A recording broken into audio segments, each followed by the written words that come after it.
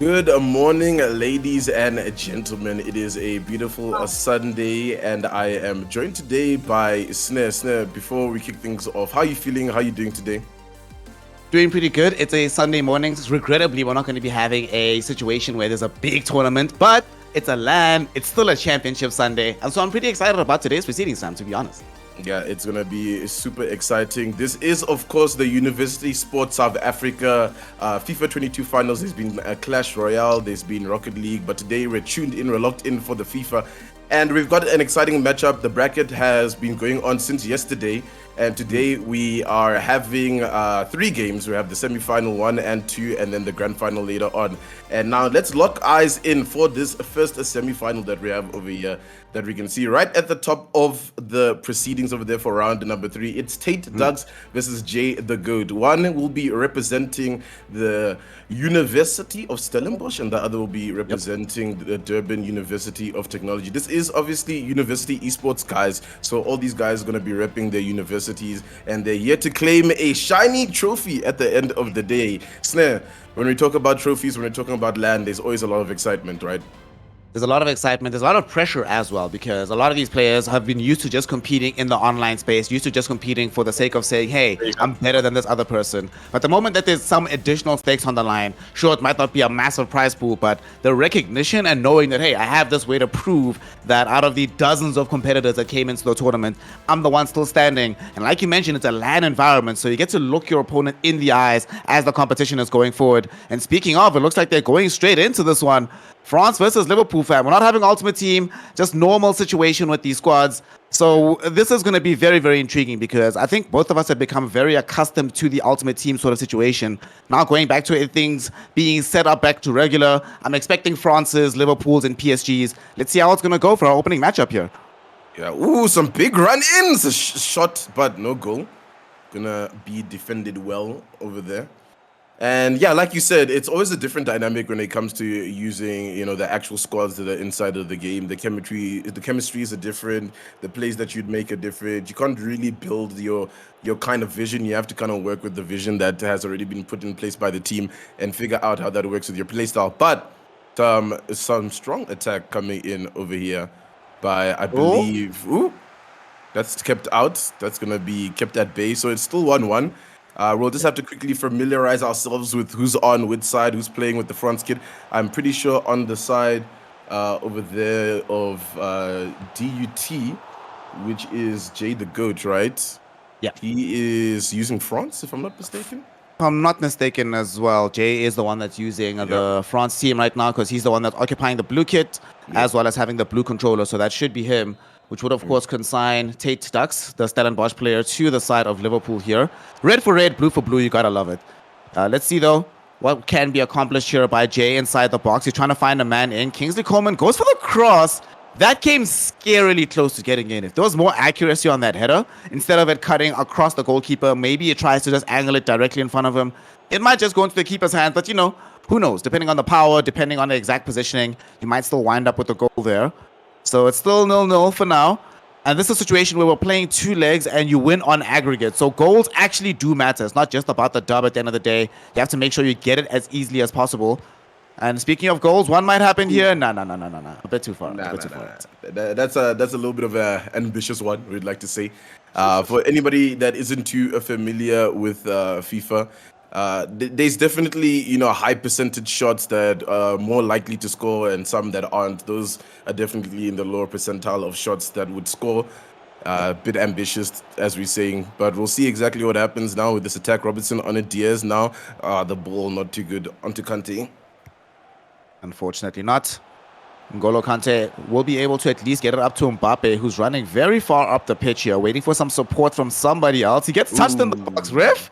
Is that a goal kick? Really? All right, cool. For some reason, Nintendo, whenever I cast with you, we just get the MMA refs, man. It's so great. Yeah, we've seen some kickboxing at the very least, but Mbappe is now on the ball. Always a danger man on it. Let's see, outside the box, defended well over there. So that will be kept out. And we'll see what this build-up play from behind can do. Robertson on it now. Thiago looking for some space. Space found with Fabinho. Looking to run it down. This could be a good opener for the player, but Nice. just defended well. Yeah, Kimpembe, you know how it is, man. A good ball coming in from Paul Pogba to find Mbappe. Mbappe trying to get over the keeper. Won't be able to do so, but the ball still gets picked up at the end there. And Karim Benzema finds himself through on space, finds himself through on goal, and that's going to open up the score sheet here. Jay is ahead of it right now, 1-0 up. Suddenly it's going to be Tate Ducks that have to chase the rest of the game. Big goal coming in from Jay. And now it's going to have to be a bit of a comeback season for Tate. But the shot coming through, blocked by the defender. So won't find anything from it. Tate, once again, on the attack, looking good. France is always a dangerous team. What was it? Beginning of the year, we actually costed the Level Fox Showdown. And what was it? PSG France teams. PSG France, yeah. Yeah, so the France teams are always dangerous, a shot in, but no goal. Whew. That was super, super close. He knows that he needs to get a goal back as soon as humanly possible here on the side of Tate. What's interesting about this is that Tate is the only person so far in our semifinals, of both semifinals, in fact, that hasn't been able to put 10 past his opponent. He's the least goal scoringest, but there's two ways to look at it. Either he scores the least goals or he just had the toughest competition. And the way it's looking right now, it seems like it might be the latter. He seems very, very prepared for this one. How will he defend this ball, though? Diego Jota able to find a shot. What? But doesn't manage to find a goal. What a save, dude, coming in here from the French goalkeeper. It still stays out 0-0. Or 1-0, rather. Let's see. Another opportunity in Jota in the pass, but the keeper gets it. Won't get past Lloris there. And, 35 minutes in. These are 5-minute halves as well, so I think it's slightly shorter than maybe some of them are used to. Usually it's like a 6-minute half, so you have a 12-minute game. So you're going to have to really inject a lot of pace, a lot of energy into these attacks. Here's Salah on it right now, looking to find a little bit of redemption here for Tate, but the defense is too good from JJ. We'll recycle that one. Let's see what can happen here. There's a bit of a defensive wall right here up front, but now it's left a lot of space down the middle. There might be a dangerous run in, but there's enough defenders tracked back to defend it for now.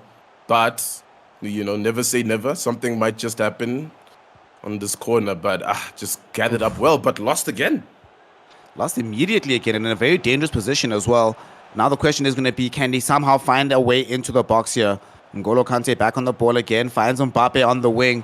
Kingsley Coleman calling for the shots on the far side of things, but so is Karim Benzema in the middle of the box. Who is he going to deliver the ball to? Tries to dribble his way past the final two defenders. Regrettably, won't be able to do so. And even more regrettably, the counter-attack that was supposed to be strung together by Tate immediately gets shut down. So even though he has possession of the ball here, pretty much bogged down in midfield. It still has a lot of work to do. Fabinho does come in with the underlapping run, tries to find Salah yet again in the middle of the box, won't be able to do so. And now suddenly we're back to the status quo. And the half is about to finish as well. 5 minutes have already elapsed, and we are about to have a situation where this first game looks like it's so far in the direction of Jay. And he almost got the goal there. Does get flagged as offside though. It was offside. It was offside, so it's fine. Yeah, it was going to be a little bit ridiculous if it wasn't offside, to be honest with you. But let's go kick off. Let's see exactly what can happen now in this second half. Of course, it is going to be Tate who is in the back trying to catch up to where Jay is. And I mean, in terms of what we saw in that first half, it was a bit of a back and forth, I must say. You know, I wouldn't call one out to be an outright favorite. Definitely still in the hands of Tate if they can recover this one. But we're definitely going to have to see a little bit more grit and determination here because, you know, you don't hoist up trophies by going down 1-0. Absolutely not. And of course, we've seen many, many times that this 1-0 lead is not necessarily deep enough to give you that full coverage, though. So there's still a lot of hope remaining here for Tate. Doesn't manage to get a goal or any player on the end of that cross. So although it was a nice, low-driven ball, unable to find any particular targets. The question is, though, can there be a counter-attack from Jay? Looks like Tate is starting to read the game a little bit better, especially on the defense. He hasn't been pierced through as much as he was being in the first portion of the first half. He's improving, slowly but surely.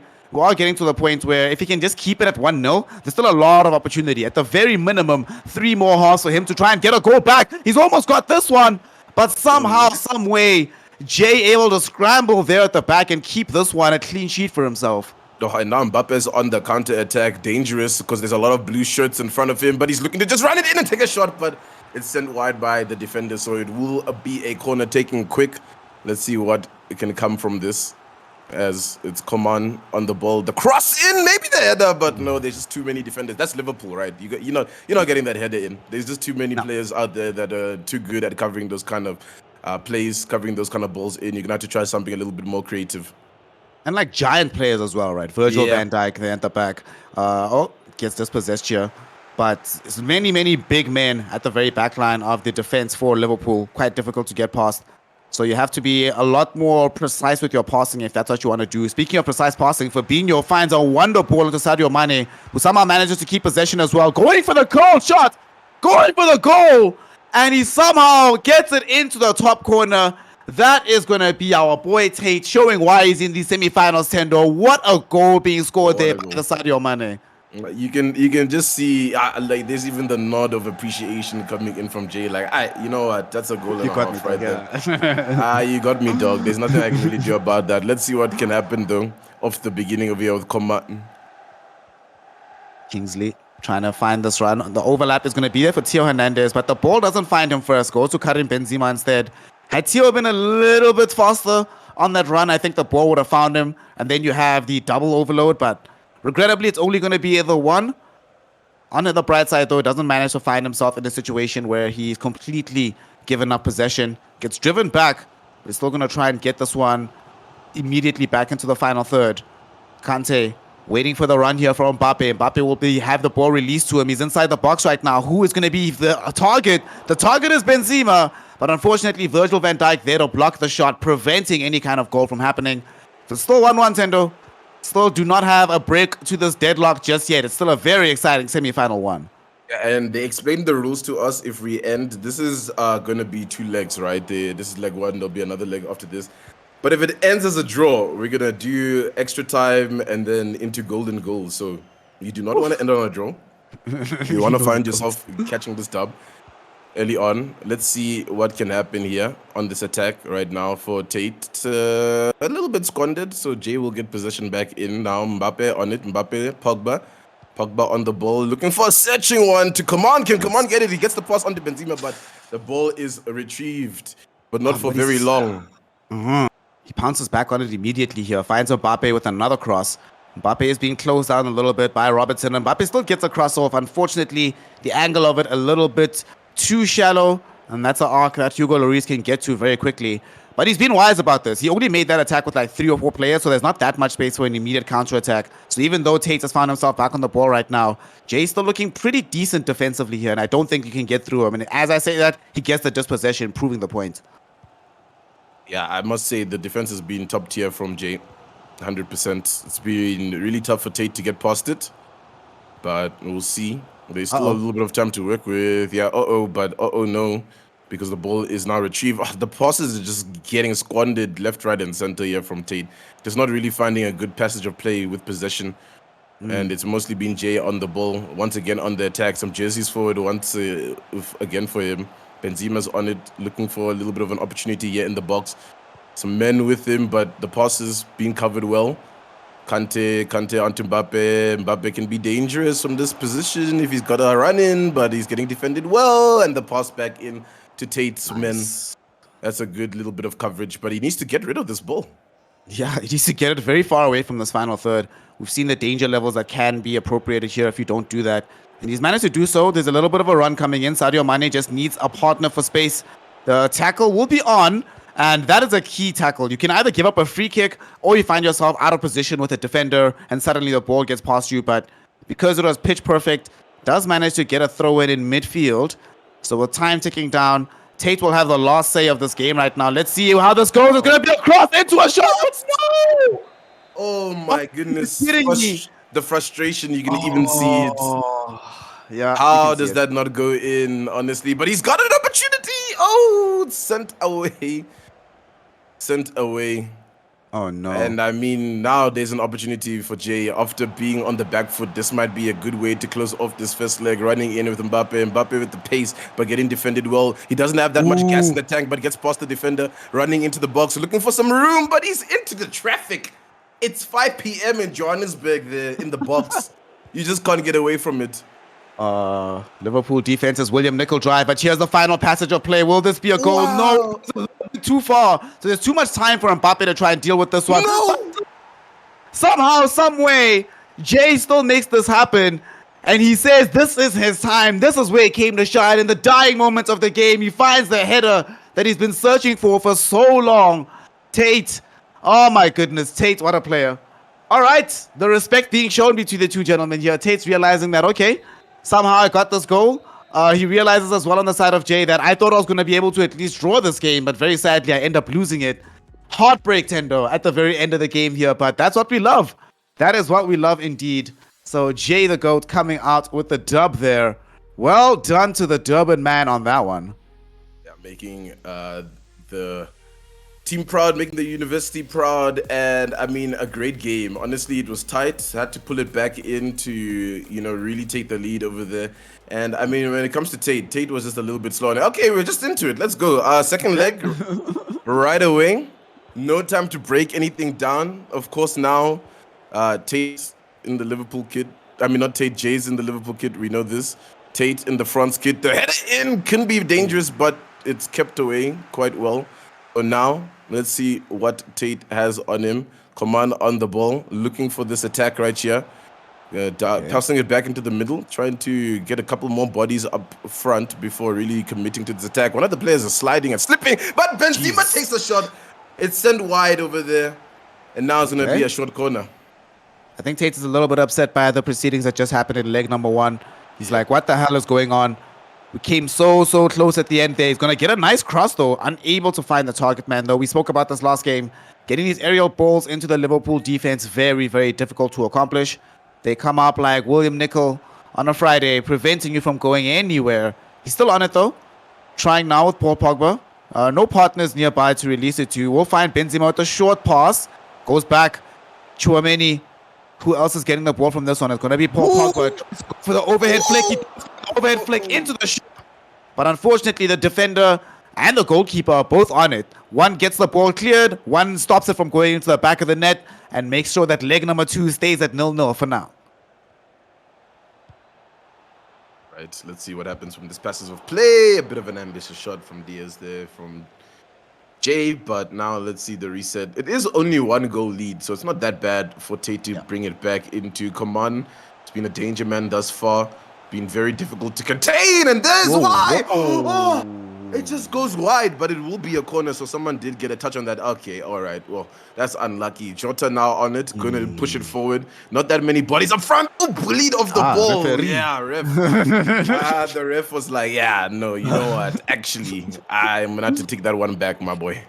He's like, Saz OG, listen, I like you, you're a cool kid, but what are you doing? You can't go that ham and expect to get away with it. So I must say, though, that we have seen a pretty significant level up coming in from Tate here. Has a lot of desire so far here in the second leg. We've pretty much spent the entirety of this game in the final third on Jay's side. So he's been the one having to defend. Let's see what this attack will mean for him, though. He gets it on goal, gets a shot off, and gets a goal. Are you kidding me? Amazing stuff coming in right there. Sadio Mane yet again with the heroics. I thought the goal wasn't going to happen initially, but he's there on the rebound.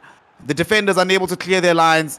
And the level up doesn't mean anything at the end of the day, Tendo, if you don't get goals out of it. And now he has 2 goals to recover, let alone the one you are still trailing by. I love casting FIFA with the player cams because there's those players that are really emotional and they're just like charged up, and then those that are just like stone cold. It's just like, all right, it's another day in the park. The shot in. Can this be another goal? Maybe potentially for Jay. It's back into Fabinho, but it's gonna go out wide, and it'll be a short corner. It looks like, yes, indeed. Salah on it. Salah crossing it back in. Maybe the header in, but chested away by the defender over there for a Tate. And I mean, guys, let's not forget what these guys are playing for. This is the University Sport South Africa FIFA 22 finals. And it's a big day. We have 4 universities representing here today. Right now, we're watching, obviously, Tate, the GOAT, representing the Durban University of Technology. And then representing Stellenbosch University is obviously Tate. And there'll be some other people later, you know.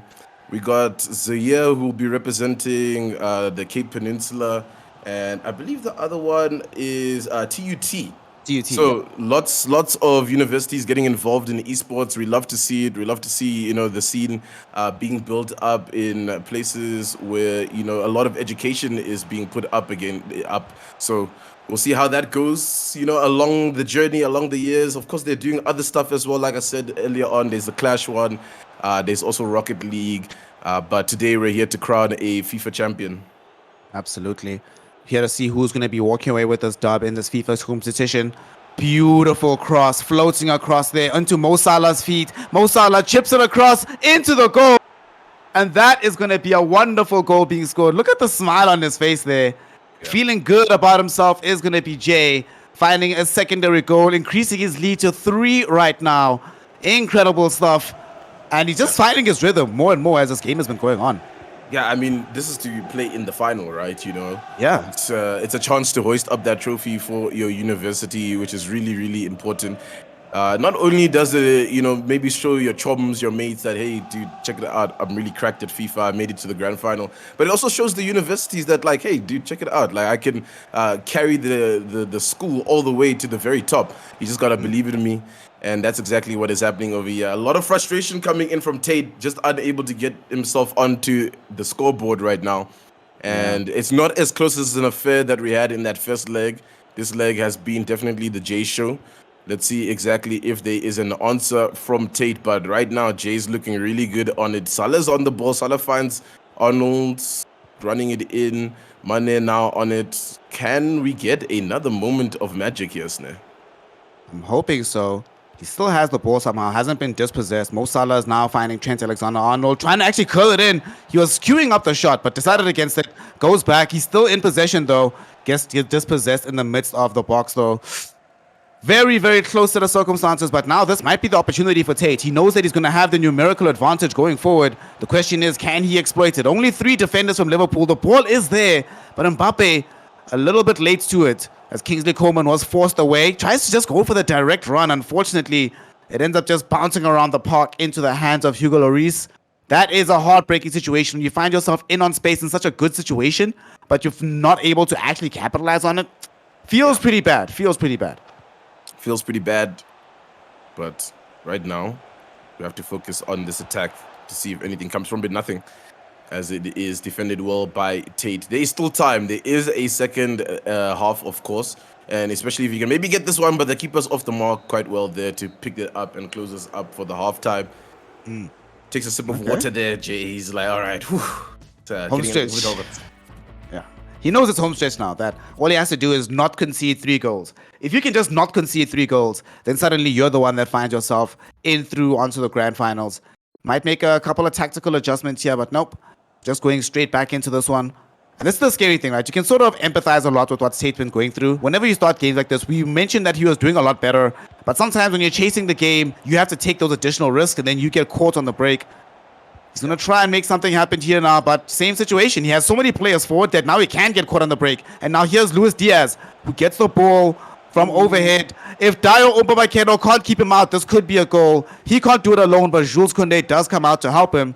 So that makes sure that we still are going to be staying at a 2-0 deficit, but that came very, very close to becoming 3. Very close. And there's a run in over here, but the pass is sent wide for Mbappe instead. Mbappe is in on space. Mbappe can take a shot! A goal! That's what we need to see from Tate. That's exactly the way you build yourself back into this match.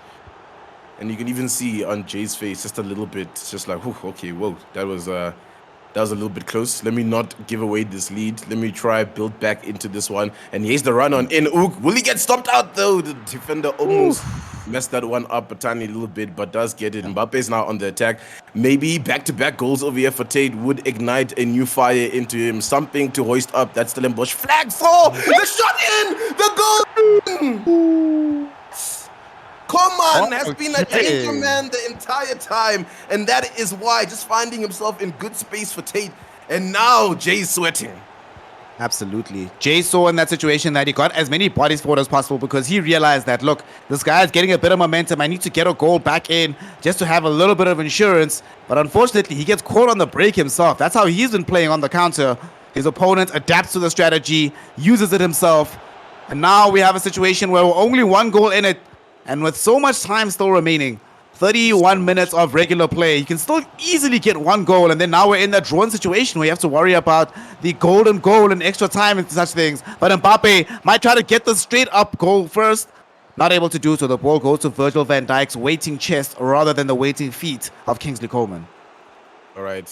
He's got to calm it down a little bit, honestly, over here, Jay. 2 goals back to back is not good. And the 1 goal is really going to make it difficult if Tate is able to get it right, because then now we have the conversation of these extra times, these golden goals, and then there's just too much pressure stacked against you. Yep. Let's see now.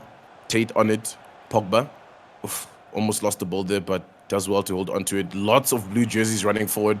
That man is offside, so you will have to send it backwards. He's wandering it here on the edge. He's going to go in for a throw-in. Heartbreaking, man. Well, on the bright side for him, it is a throw-in rather than a free kick, so he does have enough time to get some players back. We are now going to be having some substitutions, some changes in formation.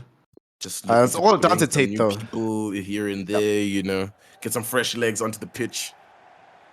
But it's all down to what Tate is going to do here, right? Because he's the one that's still chasing the game right now, still 1 goal behind.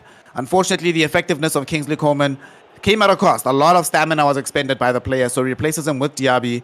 But the very interesting player that has come on is the Antoine Griezmann. We've seen magic happen with that particular player in the past. But right now, the magic has to be defensive more than anything, as Mo Salah in on the run. What a tackle. Jules Koundé gets on the other side of it, and somehow that's allowed, Tendo. So now we're going to have another counter-attack. Yeah, big counter-attack because Mbappe's onto it. Passes on to Griezmann. Taking a shot a bit early. Will be offside as well. So not too sure what the play there from Tate was. Could have held on to the ball, maybe slowed it down a little bit, wait for a few more people to pull up in front. But now it will be Jay on it. And there is just 20 minutes left to play for in this half of a FIFA. There's still a lot of time for a lot of goals, especially right now if Mane is going to be on it in the box. Looking for... He passes into the defender. Good idea, but just not enough space to execute. Now Griezmann's going to be on the counter attack. Not that many players in front. Does get tackled. The ball will go out for a throw in favor of Tate. No, okay. I thought that was going to be a J throw in, but Yeah, turns out to be Tate. Nice little Show me turn your there with the number. roulette. Roulette him, but not able to get past Robertson. So it's a little bit unfortunate that ends. Referee, yellow card. Come back. Yellow card. Yellow card. Please. There we go. Ciao, your yellow card, Benzema. Enjoy life. Right now, though, it does feel like Tate is... You know when you get to that sort of desperate situation where you're like, I will throw anything at the wall at the moment. But he mustn't forget that he needs to have defensive solidity. One more goal will actually put the nail in the coffin. That one little goal for him to claw back is possible. 2 at this stage of the game does feel like a bit too much. But let's see what happens off of this run. Theo Hernandez finally allowed to touch the ball. Gets a big pass into Diaby, but it is going to be ruled as offside. And at the end of the day, the referee doesn't want to hear it. Going to be making Tate's life even harder in these last 10 minutes. Yeah, and look at the stamina on some of these Liverpool players. It's not looking great, honestly. Salah has a little bit of gas in the tank, tries to take a shot in, but won't find it. Of course, Jay is still in the lead, but like we said, this one goal will really be the nail in the coffin in terms of bringing it back to a draw as well, right? So let's see. There's a space over here now. Nice. Maybe it's time for Tate to open it up. He pulls it, cuts it back in, takes the shot. It goes over. Oh my Over. God. I cannot believe it. Kimpembe is also getting a yellow card, so there's that. Yellow Man, look card. at that. Look at the players. Tate can't believe it. Yeah. Tate can't believe it either. Yo, the Liverpool players, they're just destroyed in terms of just fatigue, you know. It's gonna be a little bit difficult. We are seeing some subs being made over here from Jay to try inject a little bit more life into these last 9 minutes, and these are some crucial 9 minutes to play for because it really does make the difference. If Tate scores, then we're gonna keep going. As long as Jay holds it at bay or finds a goal, then it's GG's. He's into that final. Absolutely. He just needs a little bit of time to guarantee himself in the finals to compete for that all-important trophy here at the University League. How is this going to end, though? Trent will be able to find Bobby Firmino in the box. He's still on the ball, though. I wasn't able to clear his lines just yet, but right now the priority for Tate is keeping possession, not just clearing his lines, because he needs another goal. Getting the run forward. Antoine Griezmann gets past this man. He has options on both sides. He's going to go direct. Why didn't you go for Benzema? Benzema was open on the right hand, though. There was space for the goal, and worst case scenario, it's not even a corner kick. It got ran out for a goal kick. Oh, that's heartbreaking. Those are the kind of things that when you go to bed tonight, you'll be turning in your bed, and it's like a nightmare. Anyways, but Benzema's on. Benzema takes an early shot, 2 early shots. So the keeper and the defender will be able to keep it out. So it'll be a short corner in. Can he find the space over here, Tate, to bring it back in? Cuts it in nicely. Let's see if he can hold on to it. He doesn't too well, but everybody's just like, hey, what's going on? Wait, Mbappe!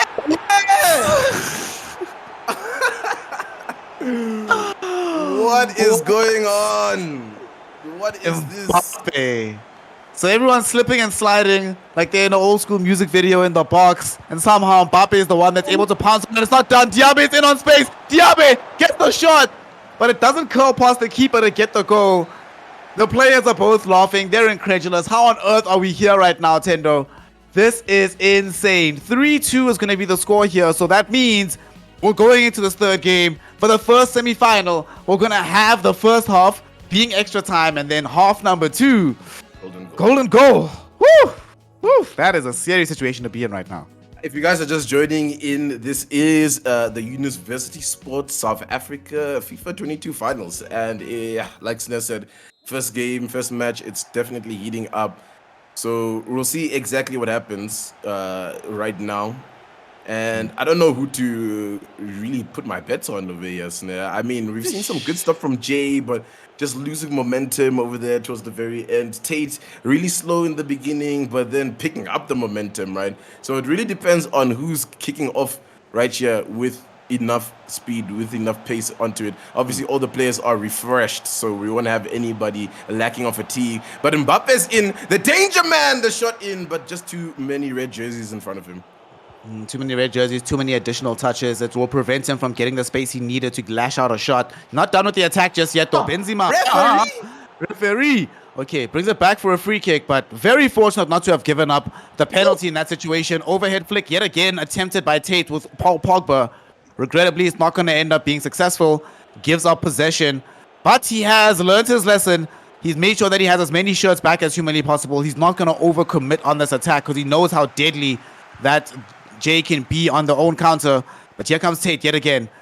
You mentioned earlier he's got the momentum going for himself and he's not stopping. Gets a wonderful floated cross, gets it off with the layoff into Coleman's feet, and Coleman just taps it in for an easy goal. 1-0 up right now, and Jay, despite starting with the dub initially, is now really struggling to try and get this one back.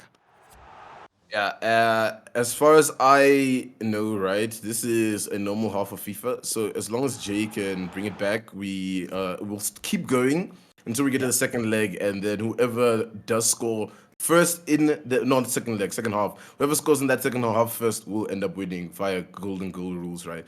So it's a bit of a weird game. It's like only 45 to play for. You have to give it your very all over here. We are maybe having a few technical difficulties over here with Jay, so we're just gonna quickly sort that out. But I mean, let's talk about composure, because when it comes to composure, it's lacking for Jay right now, right? Yeah. For right now, Jay is not really in a position where he's feeding this game all that much. You can just feel that Tate is in the advantage, right? He's on the front foot. He's the one that's playing much more adventurously in pretty much everything that he's doing. Yeah. And unfortunately, it's all down to Jay to try and recover this. And the thing is, in FIFA, you were mentioning about who has the momentum.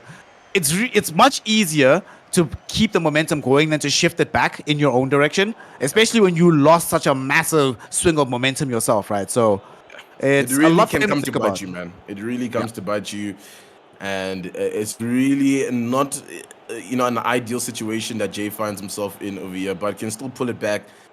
There is a lot of time to work with in this half, but really needs to just put his foot down on that accelerator, because Tate has been stone cold this entire matchup. The crossing, the shot, the keeper has to keep it out. The Spider-Man reflexes to keep things just a little bit more manageable, but he's still in with Benzema. Benzema looking to take a shot. Is that going to be a penalty? Penalty. It is. Penalty. It has to be. It has to be. It has to be a pen. Oh, God. Oh gosh. Oh no. Oh lordy lord. How's this gonna go down? Benzema on it, running it up, looking to make it clean straight into the keeper. Okay, well. Listen, Tate is a true competitor. Is gonna make this one fair, right? Make this one exciting. Yo! Yo! Referee! Guys, last time I checked, we're playing FIFA, not rugby. What's going on? What's going on? Anyways. Referee doesn't even give him the card for that one. I feel like that tackle, I understand it, why he made it, but for it to only be a foul, that is kind of ridiculous coming in from the goalkeeper, or from the referee rather. Well, he's going to try for another wonder goal. It's not going to happen this time around. It is still only this one goal, right? There's a lot less time for this. However, we've already seen in this exact leg, this exact fixture, that having 20 minutes left on the clock is still more than enough time to get a goal for yourself. Tate has already done it. So I back Jay to at least be able to do the same here. And he's got a very good position for this ball. Look where Luis Diaz is. He finds it on space. The goalkeeper rushes out. And he's going to end up drawing the foul there. Hashtag worth. That is next level read coming in there from Tate rather. He realized, if I don't do this right here, right now, I will get scored against. And then suddenly we have this golden goal. And that I want to avoid at all costs. Yeah, we're getting on to 20 minutes left now. And now the pressure is really getting to them. Ooh, this pass. Ooh, this pass is not good. Ooh, it's on to JJ. Maybe something over here. Thiago's on the ball. Can Thiago find some space? The defender is good for it. He's not getting past Hernandez there. Oh, that's a big lob ball into Coman, and there's a player running onto it. He's looking for the pass in. There! The goal! What a cross! Benzema with the finish. Tate on the board now, looking good to close up this. He's 2-0 up here in this first half and of extra time. Should he be able to maintain this until the whistle blows? That is it. He's in the grand finals. He made the clawback from being in a losing position, but here he is now, almost about to taste the trophy. And we see now, okay, there might be a goal back coming in. Oh, the 12th man gets involved. There's going to be the post hit. I must say, here on this left flank, especially with Kingsley Coman, where he's been playing, the balls that have been delivered by Tate have been truly spectacular. So many floated lobs, so many floated passes that just worked out perfectly for him. And now, unfortunately for Jay, because he missed out on getting this goal, he has all his work ahead of him. Can't rely on just one goal to come back. He still has to score the additional 2. FIFA's a game of composure, unfortunately, guys. And if you just can't keep it, this is exactly what happens. And Tate definitely has mastered that. Stone cold the entire fixture. Even now that he's leading, I haven't seen him smile at all. So I'm a little bit scared, but it's all right. Look, he's coming in for some more. Can he get it? Going for the flick. He's really trying to get this flick goal in, honestly. He's trying to be nice with it. Who wouldn't? Especially after coming back from such a deficit. It's been so good for him. And Jay's just going to squander the ball there. Oh, gosh. And it gets dragged back so far, dude. Deep here into the back end of this midfield. He still has a lot of running to do. Mo Salah on the ball right now, delivered by Sadio Mane. So Mane not necessarily in position to receive it back. Will earn a free kick, but free kick goals very, very rare in this game. He's going to try for it. And gets involved again. He's on the ball. Gets the shot. It gets blocked. Oh, finally gets in, though. Thiago. 5 minutes left, Tendo. Is this going to be another goal? Guys, wait. There's some time over here. I don't know if it will happen. But maybe Jay's got it in him. He just needs to get possession of this ball. And then we could be talking about that second half with that golden goal rule. But, oh, look at Tate just keeping onto it. And there's a space right now for a run in. He's still onto it. And if this ball is not retrieved at this very moment, at this very second for Jay, it's shy. It's over. We're going to have to call it quits. But there it is. It's retrieved. It's time to make the play. The cross in. Is there space? There's enough. But the defender is just too wise for it. Chips it forward. But he gets it. Van Dijk. We still have time. Jules Koundé did his job initially, but going to have to be relied upon once more. Mo Salah looking for the last run of this game if he can't get this goal out. Diego Jota trying to find somebody to get it back to. Trent will be the target man there. We're now into added time, so this is the last passage of play, unless a goal can come out. But unfortunately, the dispossession is there. He gets the ball out. GG, well played. GG's. Woo! What a comeback coming in from Tate over there. Game 1 ends up being won by Jay, but at the very end of the day, Tate Ducks representing Stellenbosch University.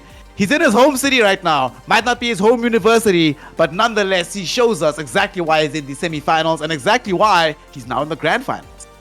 I mean, what a lovely game to start us off with over here, the University Sports South Africa FIFA 22 finals. It was insane, honestly. At some point in time, I was like, you know what, Jay's got this. There's no ways. I don't really see the fire inside Tate to really bring it back, but hey, it happened. It was there. And that's all what it's about when it comes to FIFA, right? It's sometimes going down and realizing that, look, this is a game of margins that can be very close most of the time. As long as I'm able to manipulate those margins, I'm still got a fighting chance in it. And I think, unfortunately, it looks like Jay lost that fighting, spirit at the end over there. Did pull back the one, but just a little bit too late. But wow, what a first tie, honestly, Sneh. Oh, what a first tie. We knew it was going to be close at the very end of the day coming into it, but as you mentioned, it was wonderful to see the rise of Tate. At the same time as we saw Jay, this is an example of why you can never rest on your laurels in FIFA. You could sort of see him getting comfortable. He's like, well, I've got this 2-goal lead. I already won 1-0 the first time around. I'm good. I'm Gucci. I can relax. No, you can't. No, you can't. You can never. Until the final whistle is blown, it's always going to be a competitive fixture. And unfortunately, it feels like Tate is the one that was able to internalize that lesson a little bit faster than Jay. And at the end of the day, once he got his first 2 goals, you could see him click a little bit, right? It does often happen in these competitive 1v1 scenarios where you figure your opponent out. In the fighting game community, we call it the download. And it took a little bit of time. There's some lag. But when the download hit, Tate was like, I really got this. And this, especially the deciding leg, though we did have that goal at the very end of it from Jay, let's be honest, Tate was in control from jump, kept control the most of the way through. Small lapse in judgment at the end, but it was still enough from him at the end of the day to guarantee the first slot in the grand finals. We even mentioned in the beginning that Tate is the only one of our top 4 that didn't manage to score more than 10 goals in the last 2 rounds. But look, catching the dub, and you said it, you're like, look, sometimes it doesn't really matter to score all of these goals. As long as you're finishing it off, as long as you're catching the win at the end of it, it's all that matters. So we will be seeing Tate later on in that grand final. But now, let us focus in, because that is not our only semi-final of the day. We have another one, and it's going to be a hectic matchup. I think some people in the community know Suya as a bit of a danger man. He's going to be representing the Cape Peninsula University of Technology, and then on the opposite side over here we've got Wiseman, who will be presenting TUT, Tswana University of Technology.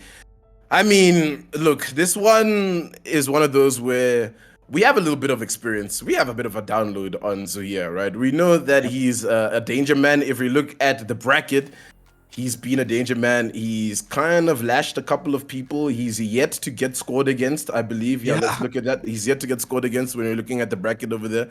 So the real question is, does Wise Man have it in them?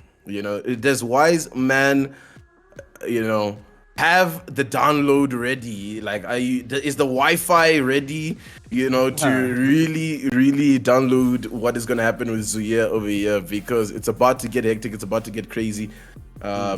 Based on just like the past fixtures, we could expect at least +5 goals here from Zuya if, the skill is not up to par with Wise Man, right? Yep, pretty much. I mean, Wise Man is in a situation where, he is from Tshwane, so in my experience, Tshwane internet is faster than Cape Town internet. So he probably has a little bit of a faster download, but in all seriousness, although he is here, he's had a little bit more of a difficult road, right? He did score 10 goals against his previous opponent, but that opponent also scored 7 against him. So it was not really a blowout fixture in any particular regard. And even in his first round matchup, he still had quite a few goals scored against him. So that's going to be one of the main issues. Whenever you play against a player like Zuhair, who is so aggressive, your defensive prowess needs to be on point. Cannot really afford to lapse at the very back end of things. We know exactly what Zuhair is going to do. You've mentioned it before. Yes, he's representing Cape Town Peninsula University of Technology, but in this situation, we also have seen him play for his main org, ATK, so many times that we know that if you can't stop him from scoring, he's just going to keep racking those goals up and up and up and up and up. So in this situation, I think the priority is going to be for Wise Man to firstly, for the first like 10, 15, maybe even the first half of this game, I don't even want to see him too far, right? I want to see him play like 8-8-1 or something. The most defensive structure you can possibly come out with. Ensure that you're not really being exploited, because once it starts, you're going to get cracked open. And once Zuhair cracks you wide open, you'll never come back together.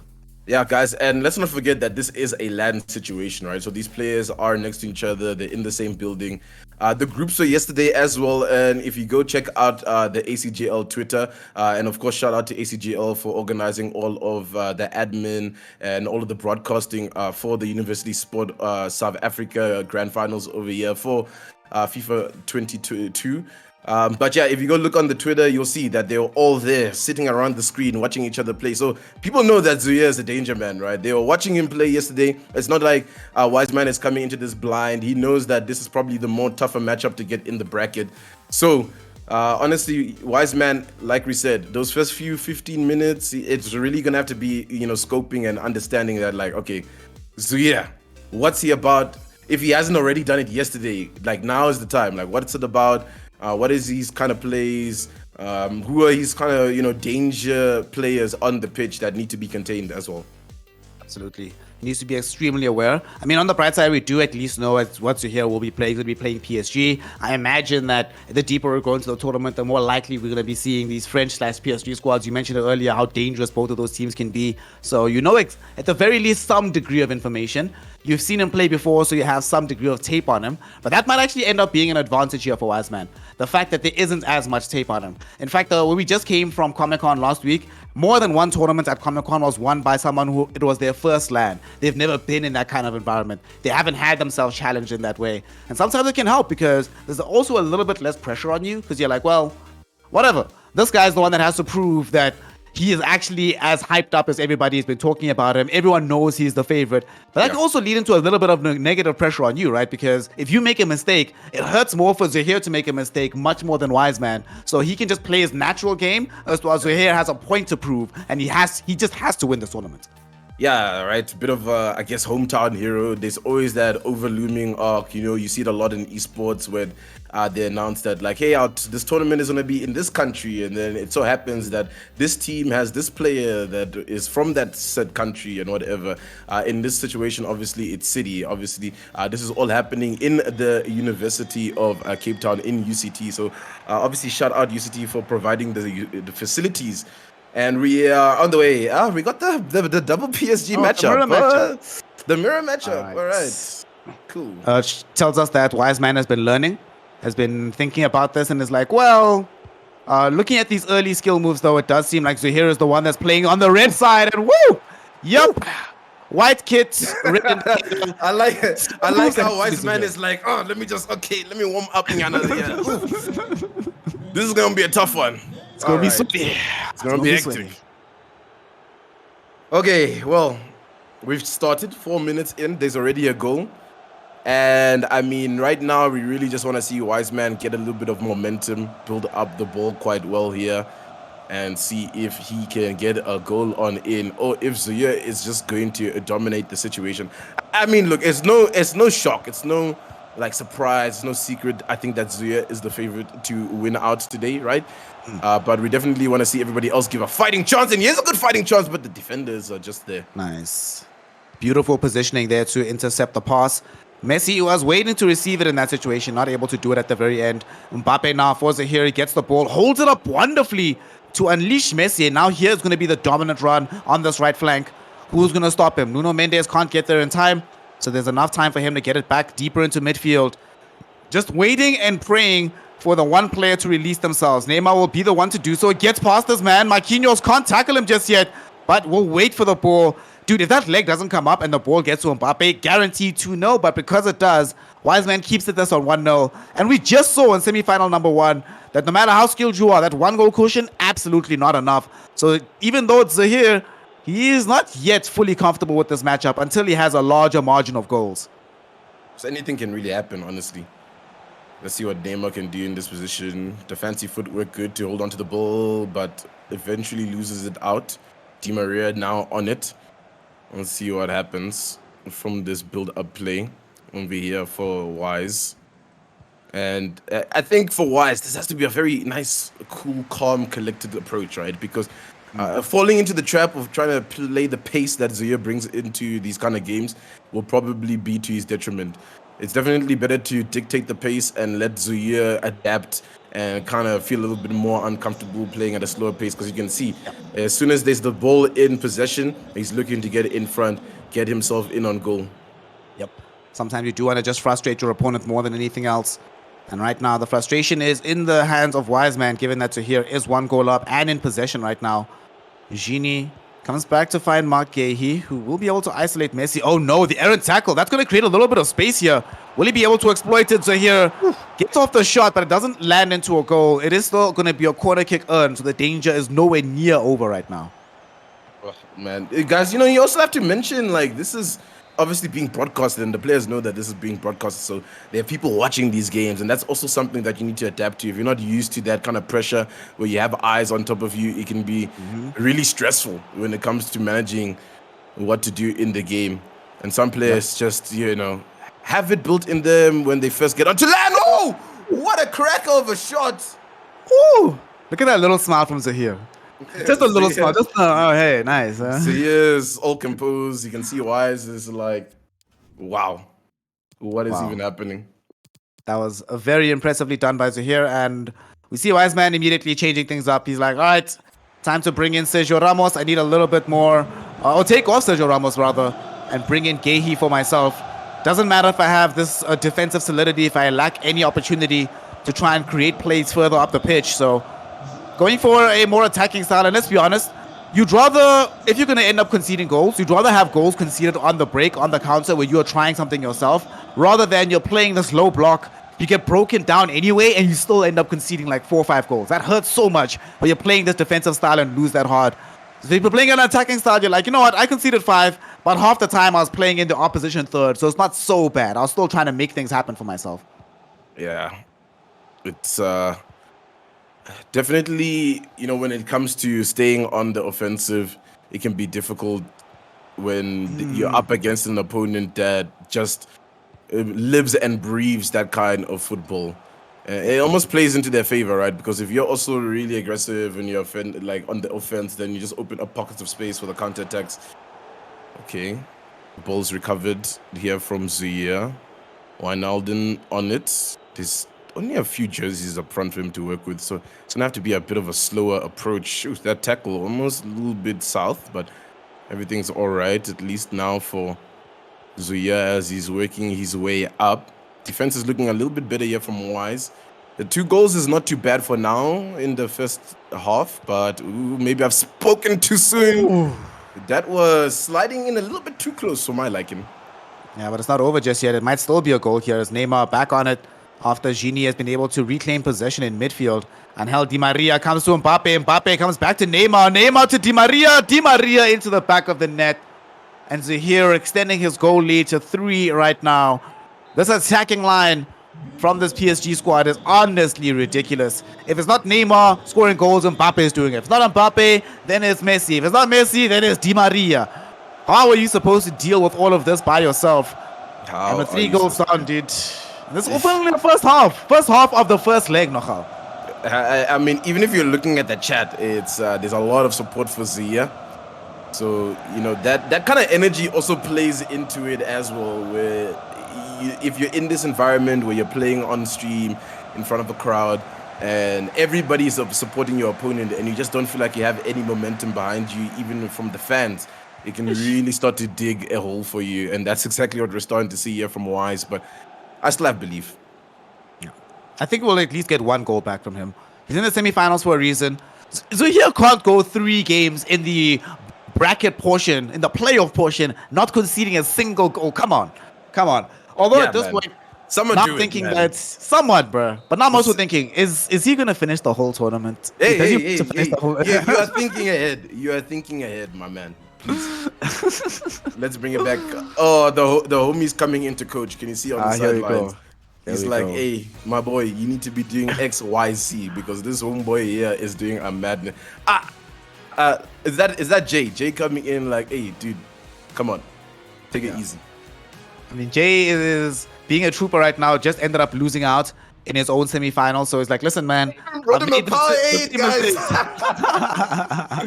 Oh man, I love the player cams, dude. So he doesn't even need it. You just add so much character to the stream. He doesn't need it, but here he is anyways. Like, yeah. The coaching though, I wonder what the opportunities or the conversation is going to be like between the two of them, because I think there's 2 ways to go about this, right? You either do what we mentioned earlier, become a lot more bogged down, you slow down the game so much that Zahir is a little bit impatient, maybe he makes a mistake here or there, or you just say, screw it, go out to attacking, whatever. And that's the conversation they're having right now. Just what is going to be easier for you to try and firstly concede fewer goals from, and secondly, try to ensure that you don't find yourself in the situation where you've given all the advantage over to Zahir. But now here we go. The coaching session is over. We are into the second half here. Let us see if the conversation has been good at the end of the day for our boy Wiseman, and if he can come back into a more competitive situation here in game number 2. We'll see if that is the case. So yeah, on the attack, and the ball is recovered well there from Wise. I can see a little bit of energy injected into the play after the half. It's looking good. That's a nice ball in, but the defenders are just too wise to it. They will cover up that space, but not too well because he's still got possession. He needs to be careful not to give that up. And now looking for a little bit of room to work with. Trying to find that little bit of space. Not going to be able to do so just yet. Unfortunately, that will mean that Zahir has taken back control of the ball. Beautiful through ball onto Di Maria. Marquinhos unable to close him down, but is able to at least cut off the channels and prevent the forward run. That'll buy some time. Wiseman's defense now back in position, but he's not done just yet. Zahir finds Neymar. Neymar gets past all his men, but not going to be able to get past Gianluigi Donnarumma. That'll make it at least a situation where he doesn't concede a goal in the second half, but the danger's not over as he earns a corner kick. Looks like he wants to lash this deep in. I'm pretty sure this Neymar is a dummy. Yeah, it's a dummy. He's lashing it in, trying to go for the header. Not going to be able to do so, though. He still has possession of the ball. He's still finding these passes. Neymar on it, onto Mbappe. Neymar's making the run in. Is that the pass that he's looking for? Is he just going to try running it with Mbappe? The run in, not so good. So now it will be an attack for Wiseman. And he definitely... okay, he still got control of it. I thought he would have lost it there. Mendes on it. Looking now for Mbappe. Mbappe with a couple of bodies in front of him to try work with. But Ussa, yes, a bit of a trouble man with the defense. It's difficult. But here's Neymar. Neymar's in. The shot, the goal. Oh, lovely, wonderful. That's the first goal, guys, of this bracket scored against Ussa. So Wiseman is definitely the man to do it. Absolutely. No goals have been conceded just yet by Zahir, except for that one. And now you can see on the face, getting a little bit more serious about this. He's like, oh, okay, I see you. 3-1, 2 goals to come back. This is possible. We literally just saw this happen, where a comeback happened in a semi-final with only 2 goal deficit. So Zahir knows that he needs a little bit more out of this, cannot allow this to stand as it does, because more surprises like that could easily happen. Anything could occur in FIFA 22. And now he's got 4 shots very far forward, so now there's the opportunity for the counter-attack for the break. Unfortunately, though, it didn't have as many people back as he wanted, but he's buying time here. Mark Gahey helping to carry the ball forward, finds Neymar, who's looking for Mbappe. Mbappe, Neymar, the interplay between the two of them not going to be good enough because Marquinhos just bullies Mbappe, just pushes him over and says, this is my ball, bro. Picks his pocket like it's lunch money. This is, of course, still the first leg, right, guys? So don't forget about that. It's not over just yet. At the end of this one, there will still be some more FIFA to play for over here in the University Sports South Africa FIFA 22 finals. Let's see who is going to come up on top in this matchup. Right now, it's beaten Zuya for most of it, but we're seeing a little bit more fire from Wiseman as he's finally got the download, I think. He's starting to get the street. Oh, there's actually space there. Yes, that's a big pass. Space. He finds the space. It's a little bit. Just a little bit. The accuracy was slightly off, but the idea was there, right? He triggers the run on Neymar, on Mbappe rather, finds a space for the overhead ball. Had he driven it a little bit lower and maybe just try to get through the channel, yes, there's a bit of risk that it gets intercepted by a Genie as often as it has been. But before I say that, here's Zahir. Rare miss coming in from Zahir there. Okay. Yeah, all right. Goal as well. Not too sure if he didn't expect to get into that position, maybe, but it is definitely a squandered opportunity, but still on possession. So maybe you will make up for it. Wijnaldum onto Mbappe. Mbappe, the run on in is there from one of his players, but doesn't go for it. He's trying to do something crazy, something fancy that doesn't work out in his favor. Now Wiseman has some opportunities to work with. For Wiseman, honestly, a second goal would be great, because then coming into that second leg with just a 1-goal deficit is definitely all to play for. You know, it's not completely over. 2 goals is a little bit difficult, but it's still manageable. But definitely looking to get that 1 extra goal in to just keep it at a 3-2. And that'll be workable for him. Here's Di Maria looking for some space, but the defense has been so good from Zahir, closing him off completely. There's just nowhere for him to really make a play here. All the channels are closed, but he's still going to try with the poking and prodding method. Unfortunately, not able to do so. But what's interesting to me is that he's done what we were talking about earlier. Slowed this game down. Whenever he is all in possession right now, he tends to be a lot more considerate with where he goes, not passing as quickly, holding up the ball more, trying to unleash players with forward runs. And it's been helping out, because Zahir has not spent as much time in his own final third as he was previously. But as I say that, here he is again with the attack. Gini Wijnaldum will find Mark Gahey. How much further forward can they go? Oh, beautiful pass to Mbappe. But Mbappe gets closed down pretty much instantly. Long stretch from Gahey will prevent the ball from getting into the box. And here's the opportunity yet again for Wiseman. The opportunity was there, but he loses out. Messi now on it. What can Messi do from this position? He will send it back to Gahey. Now it's Neymar who runs into the Gahey on the opposite side. And now it's just a back and a forth in the middle. But the ball now in possession with Zahir. Zahir looking to get this 4th goal in. That will keep him comfortable leading into that second leg. And see if we can get past all these defenders. The defensive line has been great, though. He's really adapted his defense here, Wiseman. Because the first half, it was just a flood of goals. It was rough.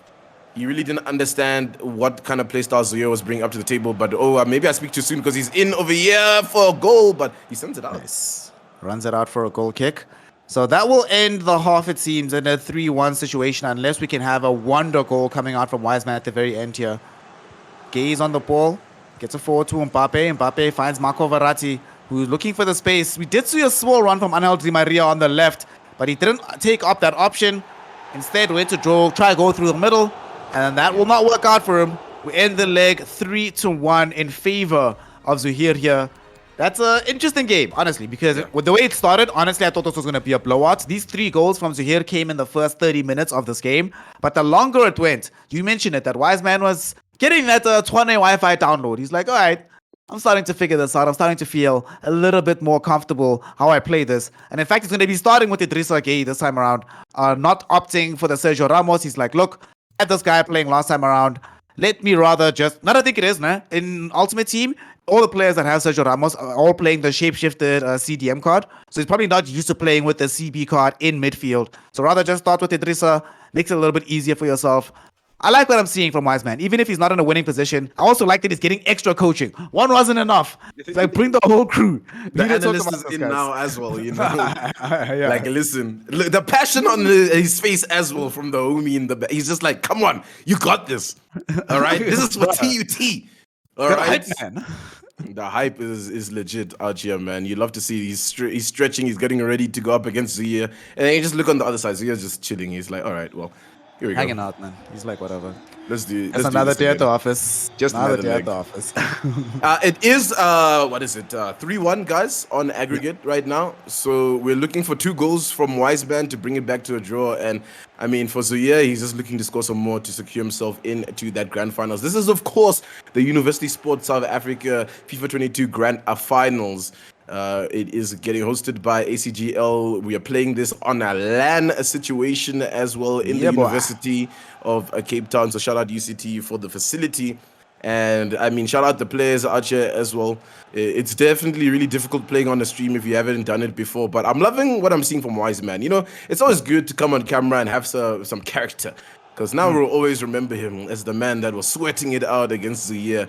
And the sweat hasn't just ended yet. I still believe that, hey, yes, Zuya has been going on kind of a clean sweep this bracket, but I think Wiseman's got it in him to give him a bit of a run for his money. Absolutely. He's already gotten the 1 goal for himself.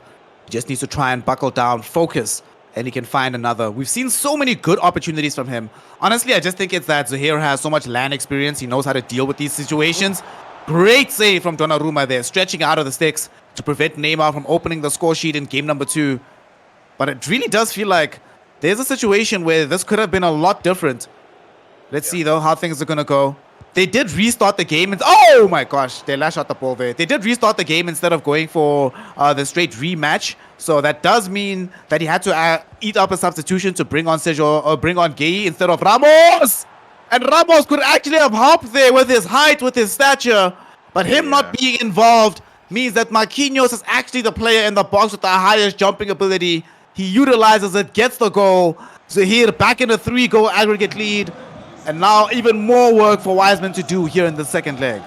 Yeah, another early goal for Zuya. Seems to be a master at it, putting his opponent at the edge right in the beginning. And that's how you create that fear.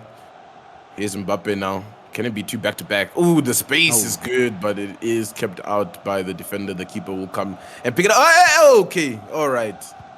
Careful, friend. Hey. Hey, be careful, man. Damn. Some of heart rates, you know. I don't want it to get raised up too high, too early in the morning right here. You know, it's still 11:30 out here. Let's see what will happen here with Mbappe. Mbappe's got a lot of space to work with. Oh, the pass. Caught well over there by Wiseman. Tendo, it's starting to happen. Wiseman's losing his composure. Yeah. You can see it. You can just see it, that he's not playing as crisply as he was at the back end of that first leg. He has a little bit of fear in him right now. Since that goal has gone through, it's been a bit of a problem. Nice pass, though, as I say, that finds the roulette in the box. Mbappe gets the shot off, but unfortunately it's blocked in. I think what he was trying to do was get to Neymar, but Neymar got, like, just brought down. I don't know, he just fell over. So it's like, well, there's no occupiable target there in the box anymore. But now suddenly he has to deal with the counter-attack. Dude, if that counter-attack, if that pass had gone past Gay, things would just be tears. But I think him being able to get that interception will have helped his composure a little bit. I still think he feels a little bit tilted, if I'm honest. But it's getting a little bit better than it was at the start of the game. Yeah, it's definitely getting a little bit better. So yes, back on the attack. Mbappe squanders the pass, and now it will be a counter for Wiseman. If there's a big pass over there on the wing, he just can't get to it. So he will lose out on that one, and he's passing into a lot of traffic. Will still retain the ball, and there's so many jerseys up front right now for the Wiseman to work with, but just as many jerseys back for Zuya. Oh, the shots! Okay, going for a quick little corner here. It looks like. Looks like he's gonna. Is he gonna cross it in or play it short? I'm not too sure what he's lining up here. I think you cross it. Marquinhos is there. Nope, he's playing it short. I'm not sure about this one. With Marquinhos in the area that he wasn't actually that marked. And now we have so many black shirts back. Look at the space from Mbappe. This is the counter-attack from Zahir. Will Gay Idrissa, can you be the Senegalese superstar for your squad? Yes, you can. You can. Wiseman putting the faith in him, and the faith is well rewarded here, Tendo. Oh. Now he's on his own break. Neymar has space. Neymar has the overload onto Marquinhos. Go for the shot. Go for the goal. 1-1 in leg number 2 as Wiseman doesn't crack. This is going to help him so much mentally, keeping the second leg level. Still a lot of work to do. 2 more goals to go, but he's still making this competitive, delivering the second only goal against here this entire tournament so far. Oh, the worst time to get scored is straight after you score, and it looks like it'll be kept out for now, but no. No, Zaya's like none of that. I will score. Mbappe gets it into the back of the net. You hate to see it. It's just heartbreaking, honestly, the scenes. Oh, that hurts so much. That hurts so much. That hurts my actual soul watching that right now. My heart breaks right now for Wiseman. Like you've just mentioned, the worst time to get scored against, or rather an easier time to get scored against, is just as you've scored a goal. And Zahir demonstrates that right here. It's not only about the goal, Tendo. It's about the reset and momentum. Wiseman is starting to feel himself. You could literally see his face, his emotions. He broke as a human being as that goal came up. He's like, really? Seriously? This is just what happened? Right after I score? Come on, guys. Come on, Not bro. like this. You know I need the goals, bro. Be kind. Oh, let's see. Maybe he can pull one back on this attack. Verratti with a couple bodies in front to work with, but ooh. It's going to be Zahir. Zahir's on it. Mbappe now. Mbappe to Ronaldo. Back to Di Maria. Di Maria with linking up with Neymar, but Neymar gets bullied off it. Nice. Okay, there's another chance for Wiseman here, as he is starting to lead in with a small attack. But look how much more adventurous Zahir is becoming with his defense, bounding out with his center backs just to immediately dispossess you. He knows that he's in such a commanding position that it doesn't really matter that much if he concedes another goal, especially because he's in on attack right now, trying to get another. Mbappe won't be able to do so, though. I think the drag back was a little bit too heavy, so he had the worst of all possible worlds, right? He has to wait for the player to come back, otherwise it's offside, or unleash the ball in a off-kilter situation immediately. Decides for the unleash, it gets dispossessed. And now Wiseman might have a chance here. Gehi has been instrumental to him just staying in this game so far. Will he be instrumental in towards him getting another goal as he gets a ball into Neymar's feet? Gehi advancing up the pitch. There's danger here though, Tendo, because if he gets dispossessed, suddenly he has so many shots back. He has the opportunity to shoot, but he can't. And now the exact worst case scenario we just mentioned. But fortunately for him, honestly, it's fortunate that they draw the halftime whistle, buy him a little bit of space and time, because there were so many opportunities for a counter from Zahir. So now it's 1, 2, 3 goals to come back. Can he do it, do you think, going into the second and potentially final leg? It's a very difficult question, honestly. We've seen some good looks from Wiseman, but when it comes to, that clinical ability to finish, it doesn't really seem like it's lying in him the same way that it is with Zahir. So we have to see a little bit better finishing, a little bit more opportunities inside the box, and then maybe, just maybe, we can have a bit of a closer game. But Zahir always so aggressive off the start, looking to score! Mbappe! Oh my gosh, the keeper sends it wide. He's going to play it short. He's looking now with Messi. Messi sends it back in to Wijnaldum. Wijnaldum doesn't have much space to work with, but there is some passing opportunities. Messi's one of them who's on it.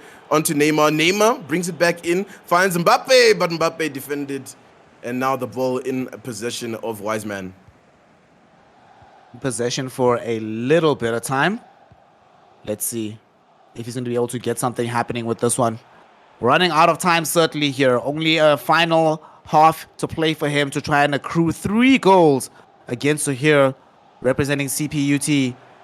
But of course, Wiseman traveled all the way from Tshwane down there to Cape Town to participate in this land. So he really wants to make the trip worth it. He's in the box right now. Neymar getting shoved out of it though. Can't necessarily maintain his presence. So just immediately muscled off. And now here's the counter immediately again from Zahir. Yeah, man. Like you said, this is one of those games where there's a lot more riding onto it than just winning. You're representing your university. For Zahir, it's representing the Cape Peninsula. For Wiseman, it's representing, the Tshwane University of Technology. So, I mean, guys, if you want to walk away with that trophy, this is the game where it starts, the semi-final, right? Yep.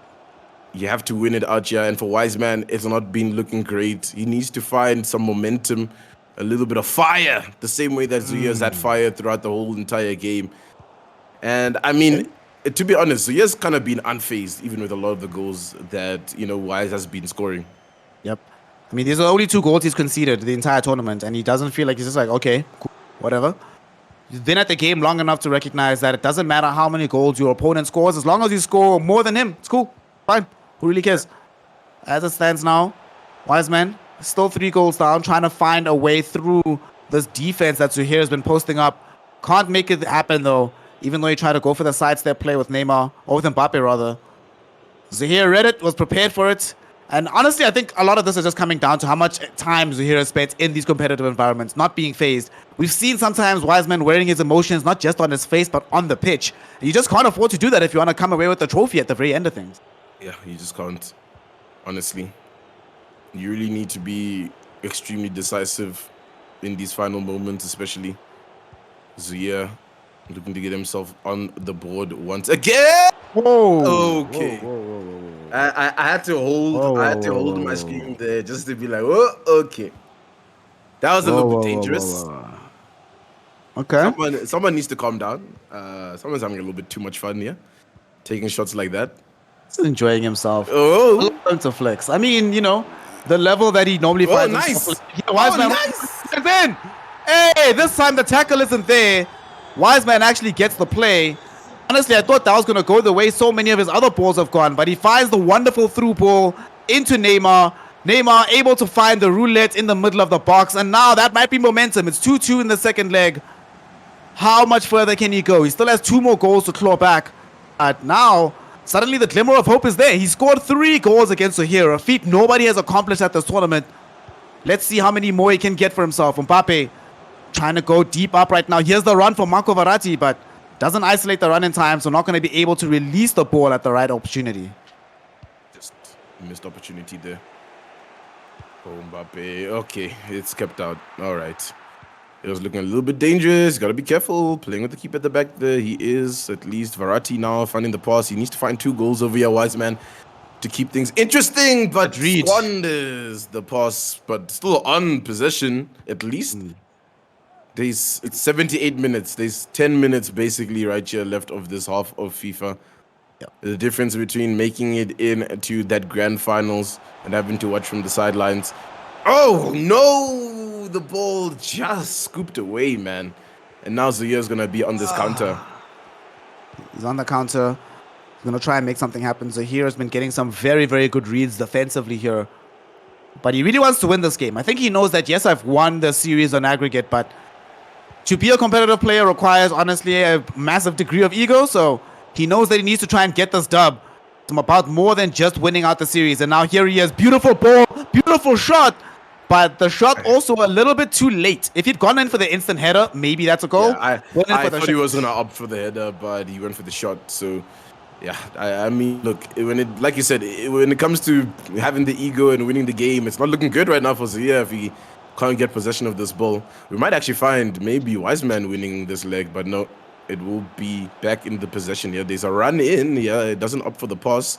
Here's Neymar now in a dangerous position, brings it back in, but Wiseman wise to the situation there and will keep it out. Keeps it out. Still has 1 more bite at the cherry though. This game is about to end. The second leg is Zuhair. Nothing changes for him. Then he's going to be in through the grand finals. And so far, that is looking to be the case. He wants 1 more goal to cap this off with. Doesn't want the draw, wants the dub before going into the all-important finals. Will he be able to attain it is the question. Releases the ball to Mbappe. Mbappe getting the space through the middle. Gets tackled, but there is still possession. Overhead flick coming in from him. Neymar, though, not able to keep it in control. So that is going to be that. GG, well played. Zuhair is our second finalist. He will be taking on Tate Ducks. But what a game. Wiseman certainly made this much more entertaining than anybody was expecting. Yeah, I mean, the prospect coming into this one was that Zuhair has not dropped a goal the entirety of this bracket. And I mean, kudos right now to Wiseman. Really gave up a fight. If you think about it, compared to all the other competitors before this, really put up a massive fight into this fixture. Yeah, but now eyes are locked in for that grand final. Tate Ducks versus Zuhair, who will come up on top. It's going to be, well, I mean, Stellenbosch isn't technically in Cape Town, but it's almost like, the hometown battle coming in over here, the Cape Peninsula versus Stellenbosch. So I don't know. Obviously, I think favorite is still definitely Zuya. But look, I'm just remembering the composure on Tate the entire game against Jay. He was just there, like stone cold. Like I'm winning this no matter what. So if he can bring that same energy against Zuya, we might get a bit of a shock. We might get a little bit of an upset. Absolutely. And we just saw from the performance from Wiseman that Zuhair is not immortal. He can bleed, he can make mistakes, he can find himself in situations where he concedes goals. So Tate knows this, having watched this matchup. He also knows that he has big game mentality, having won from a deficit situation. So in terms of the mentality matchup, it's quite good for Tate. In terms of the skill matchup, it's just still probably favors Zuhair at the end of the day. But again, something else for him is that he's not necessarily going to be playing at the maximum level that he's going to be playing when there's like 100,000 rand on the line or whatever. This trophy matters, let's say, to Tate much more so than it might matter to Zuhair at this stage of the tournament. Not to say that Zuhair doesn't want to take this home for his university, but this is a situation where with these kind of stakes, Tate in the situation where he gets this dub and he gets this meaningful victory, suddenly this puts him on the map in a way that the victory wouldn't for Zuhair. He's expected to win. So if Tate can pull out that upset, he can maybe find that additional level. We saw that he had the additional level from 4 to 5 in the last game. Can he go from 5 to 6 in the grand finals is the question. And I can't wait for how he's going to answer that question. Yeah, me too. I can't wait to see exactly what it's going to be like on the pitch. I wonder if Tate will bring in the fronts again, because obviously we saw him being comfortable on fronts versus looks like PSG, right? I think that's the team that Zuya is going for. So that matchup will be interesting. We'll have the double Mbappe matchup there. And that's always exciting to see, I think, when it comes to FIFA matches, whoever is able to utilize that a little bit better. But honestly, guys, we have to remember what you're here for. Again, it is the University Sport South Africa FIFA 22 Grand Finals. Now, USSA has been hosting, a couple of other events alongside with the ACGL. The Clash Royale has been happening as well, or is about to happen, and then there's also the Rocket League. So a lot of exciting activities for university students. And of course, let's give a big shout out to, of course, the universities that have been participating today alongside their players. Of course, University of Stellenbosch, TUT, the Cape Peninsula as well, and then let's not forget about the Durban University of Technology. We are going to push into a break as we prepare for this grand final, so make sure you guys go get some water, some coffee, whatever it is. I mean, it's still morning, so you can definitely get some coffee, and then we'll catch you guys on the other side of this break.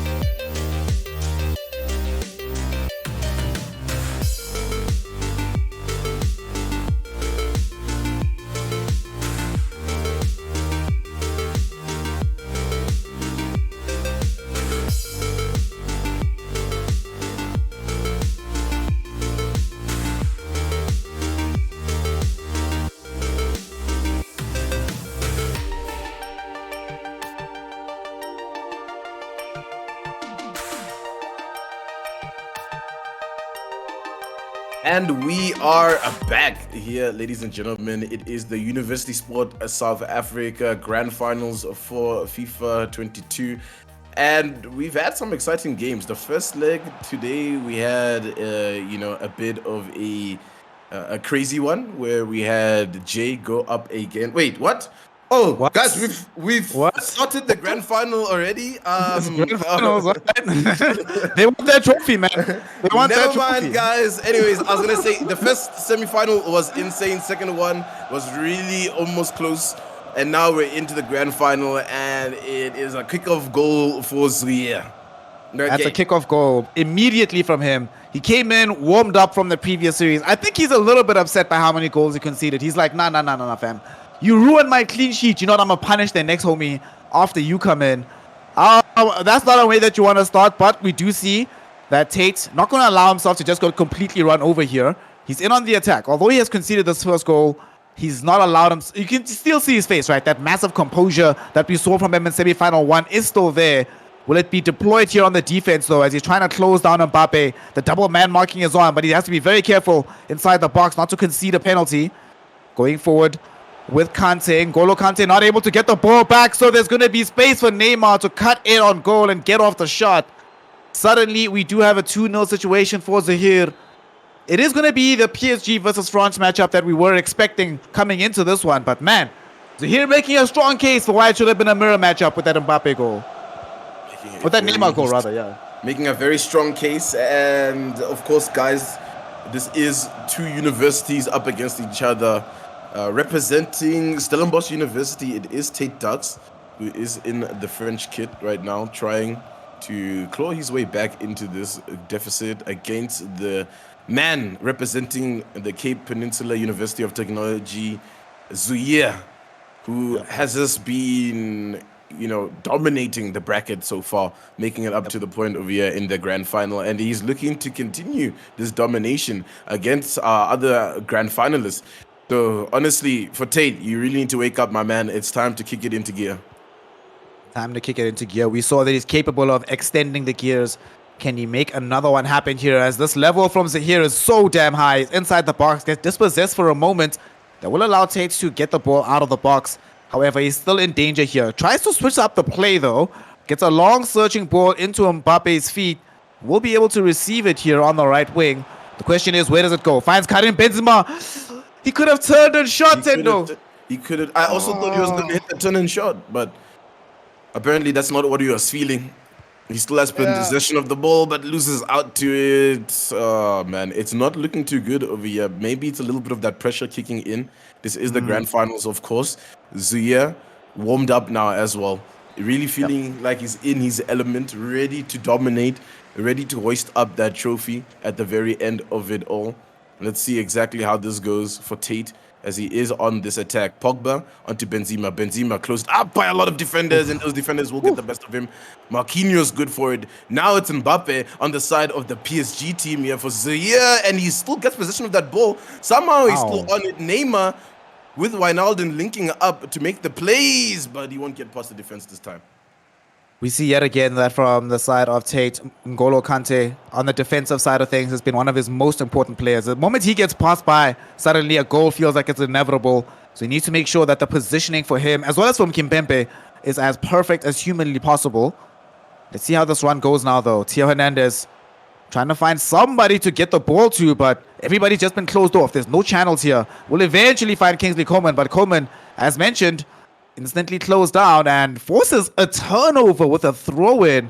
That is heartbreaking for Wiseman. Oh, not for Wiseman, excuse me. I'm just thinking of that last game, dude. I'm still honestly just shocked and amazed at how much control Zahir had of that last game. But Tate is here now. We've seen him be able to unleash composure at the very last moment when his opponent did not expect it. And we've seen him come back from a loss in the first leg. So it's not over for him just yet. He still has some time to try and make this happen. But Zahir trying to make this 3-0, won't be able to do so. Great shot, but an even better save from Donnarumma. Keeps it at 2-0. We do not have the third goal just yet. Yeah, it feels like Zuyer sitting on top of a heater right now, the way he's warmed up in this game. Honestly, it's hot. It's hot. It's definitely hot. Summer's kicking in right now. It's hot, guys. We saw a lot of those flicks being attempted by Tate in that matchup against Jay. It didn't really work out for him, but maybe against Zoya, it might catch him off guard. Maybe Zoya has seen that, snuffed it out. Defenders are falling over, tumbling over. That's not a good sign, but they will be able to recover that just for a little You have bit. to. Yeah, Gay now on it. Di Maria is on it. The shot straight into the keeper, though. It looks like a player's injured over there for the likes of Zia. He's struggling just a little bit. Yeah, looks like it's the Messi player that's having a little bit of problems with his shoulder. Shouldn't really affect him too much in the game. It's old age, man. It is what it is. He's been out here.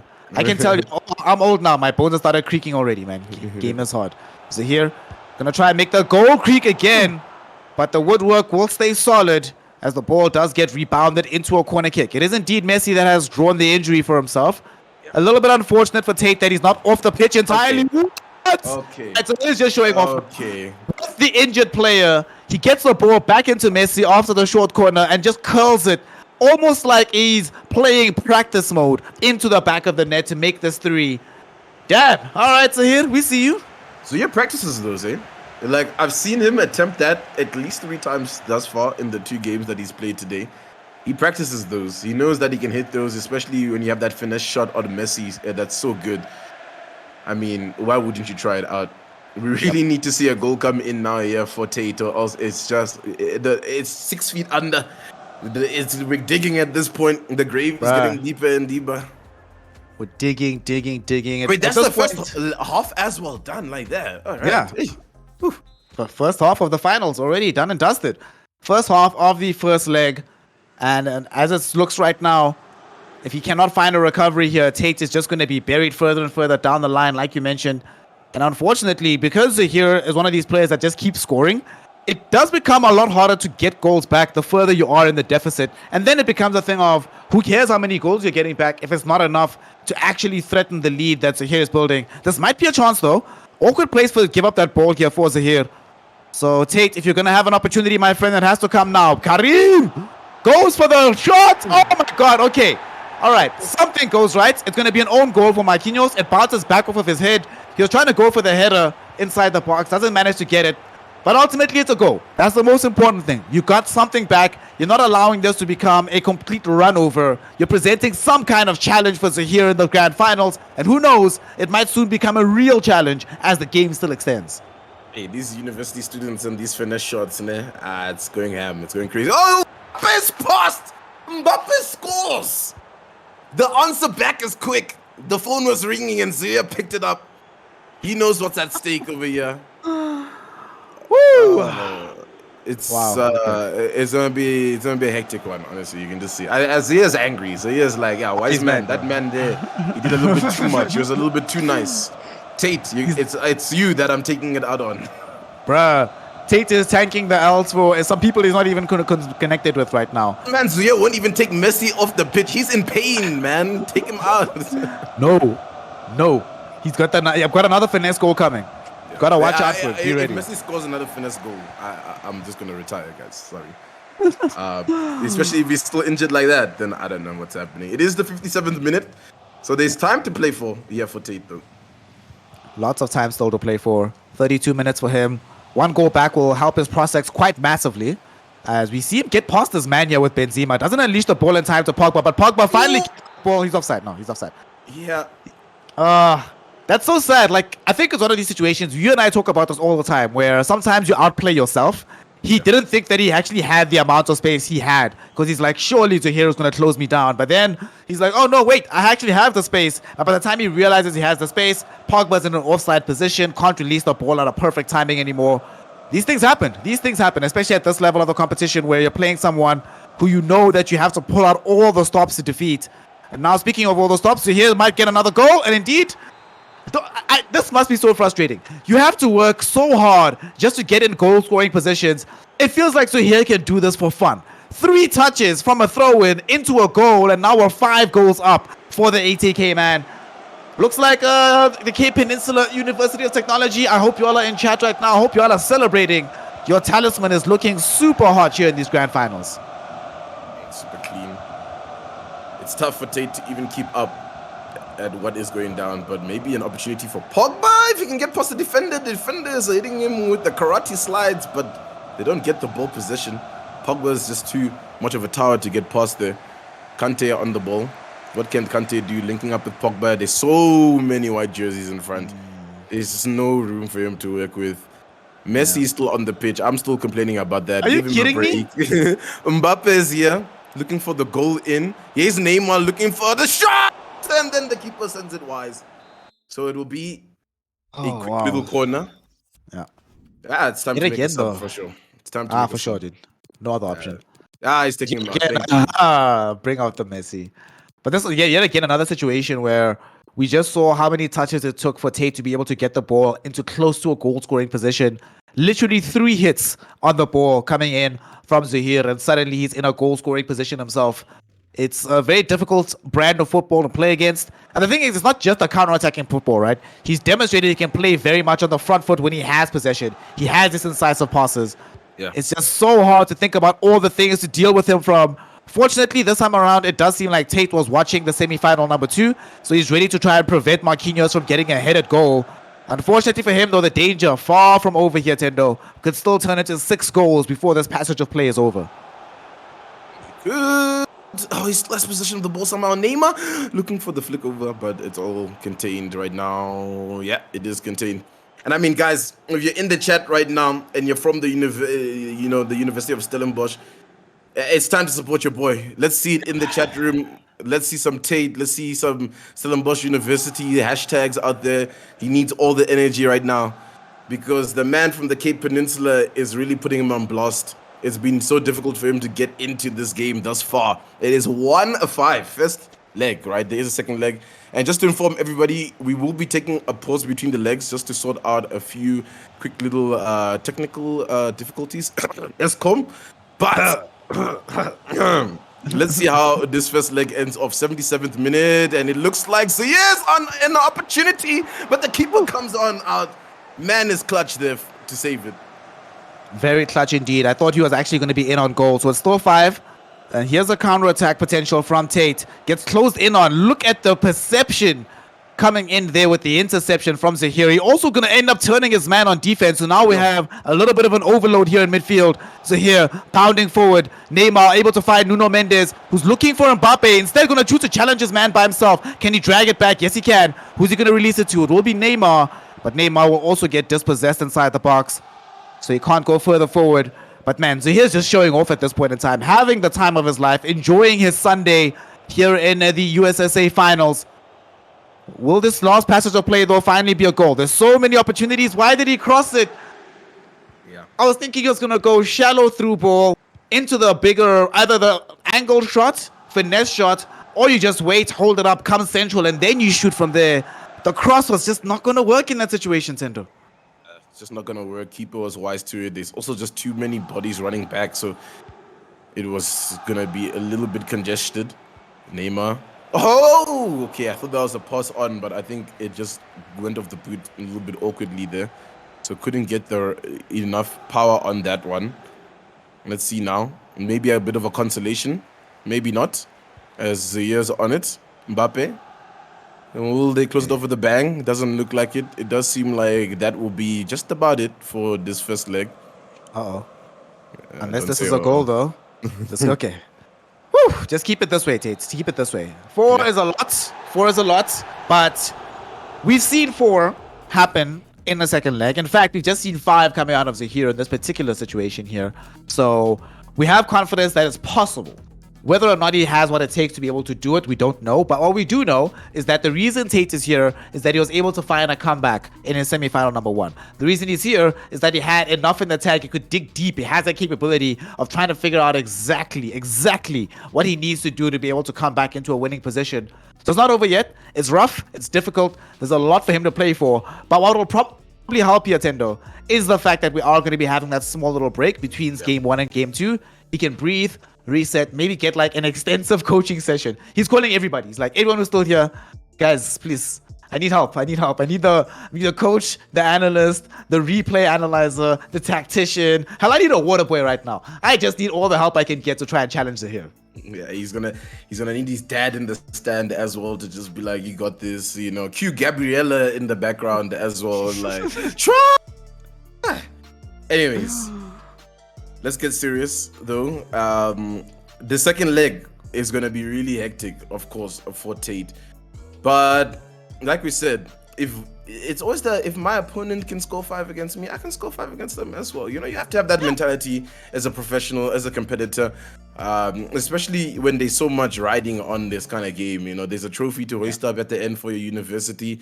For Tate, the Stellenbosch University definitely wants to walk away with this win. The Cape Peninsula wants to walk away with this win in the likes with Zahir.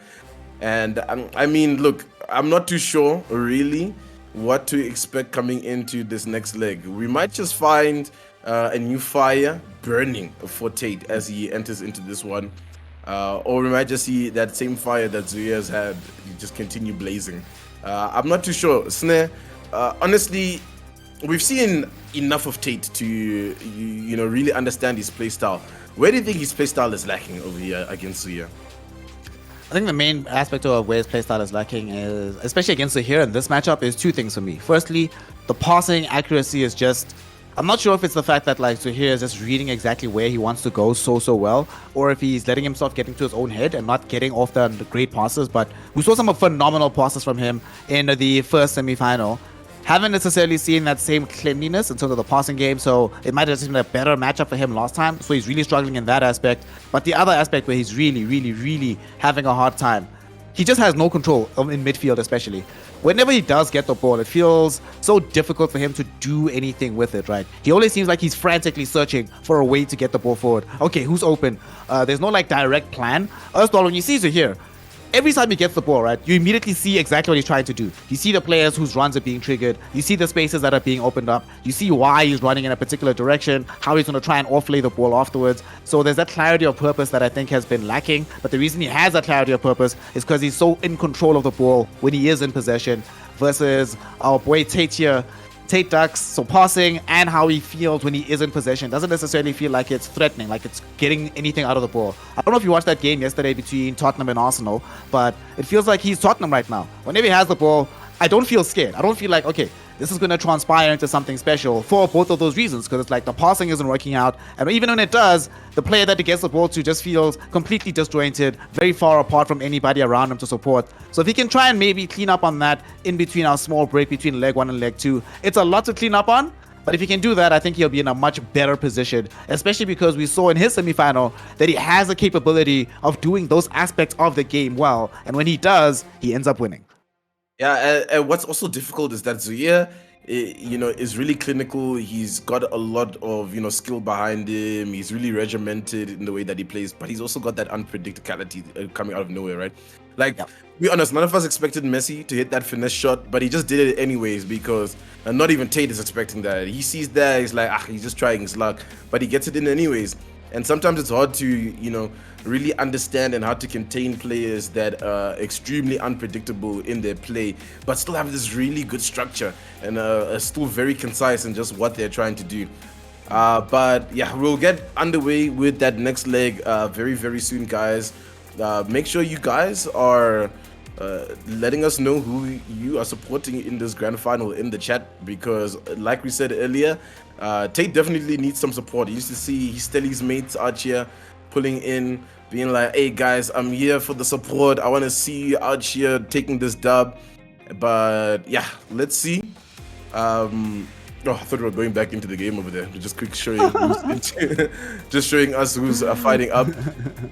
But Snare, honestly, when it comes to being at such a big goal deficit, right? For me, it's really just about coming into this next leg, also not worrying too much about that. Like, if you're in it and you're like, yo, I'm down by 4 goals, I need to score 4 goals just to level it up, that's when more mistakes come in. If you come into this next leg just like, look, here to have some fun, here to play my own game. I've kind of understood a little bit about how this player plays, but maybe not completely, but that's fine. as long as you're in there having fun, playing your own game, it's always a little bit better than worrying about like this mountain that you have to climb. Yeah, absolutely. And when you're worried about the mountain, it becomes each significant step becomes harder and harder. And the closer you get to what the mountaintop, you'll be like, I need 4 goals. Let's say you score 3. If you're just thinking about the fact that you have to score 4 goals, by the time the 3rd goal is scored, now you're like, oh my gosh, I'm 80% there. It becomes a lot steeper, much harder to do. There's that additional weight on your shoulders because you're like, man, if I get scored again, suddenly it feels like I'm backsliding so far back. But if, like you say, you just play your natural game, enjoy yourself, have fun, these goals will come. The objective should just be win the game at any cost necessary. If it just happens to be that I score all these goals along the way, wonderful. I can guarantee you coming into this first leg that Zahir was not thinking about how many goals he wanted to score. He was thinking, how do I beat this guy? I beat him. I happened to score 5 goals doing it, but I just wanted to get that W. And I just happened to be enjoying the brand of football that I play. Like you mentioned, the finesse shots, these long searching balls, some of the dribbles that he was pulling off. He's enjoying himself, having fun, just doing him. And it happens to result in a lot of success for him. So I think that Tate should try and internalize that idea as well, especially given that we saw the difference made when he's not in a mental state of chasing the game and just playing. He won off the back of being just much more relaxed. Remember at the very start of it, after he conceded the first goal in that first leg, how tense his face looked? And not to say that he didn't lose focus, right? But you could just see he started to become less tense. He's just like, I'm in the semifinals for a reason. I'm here for a reason. If he can bring that back for the grand finals as well, we can certainly have a much more entertaining contest than what we have right now. Yeah, it can definitely be a lot more entertaining. And speaking of this entertaining contest, it wouldn't be Acgl without the University Sport South Africa bringing this here. And I mean, their goals are just to, bring university students just like, we have here with Tate and Zuia in a competitive environment, giving them experience and giving them the foundation to play at all levels, really, and really understand what it takes to become a pro in a specific field. And it's great that they are now introducing the whole esports element. I mean, looking back to when I was in university, I'm saying that as if I'm like extremely old. I'm really not. But the opportunities to come out here, play FIFA on a live broadcast where people are watching and supporting you was not really known to me. So big thank you to USSA for organizing this, and to ACGL as well for handling all of the admin. And then again to the University of Cape Town for providing the facilities for these players to play in a nice and safe environment as well, But honestly speaking, I am like so ready for this next leg to kick off because I feel like we haven't really seen the full fire of the year. I feel like he's been a little bit relaxed here and there, especially when he was playing up against Wiseman. It didn't really feel like we saw his full potential. As soon as we kick off, you even see him in his chair. He's chilling, man. Everybody else was looking a little bit stressed, except for Tate. Tate's always been the ice cold man. I think we're gonna have to start calling him the Iceman of Stellenbosch. I don't know, man, because the icicle. He just never breaks. A smile. He's just always straight faced, just ready for the gaming. We hope the coaching sessions in between the backgrounds over here will come in for him so that he can bring it back. And if there's anybody to bring it back, it would be Tate, because we saw it happen against Jay, right? He was down by quite a few goals, and then he managed to build himself back into it. Absolutely. And he has that, like you mentioned, the right mentality for this as well. Not just about skill on the ball. They're actually really good.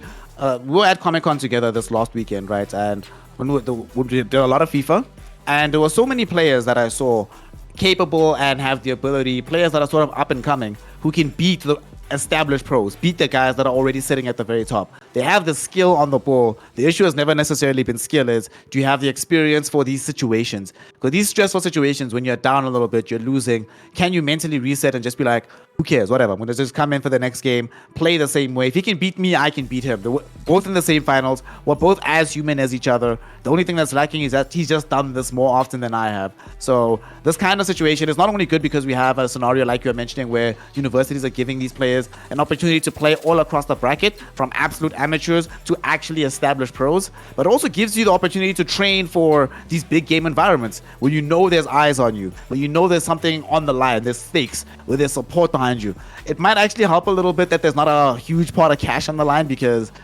money pressure is something else. Money pressure is always something else, honestly.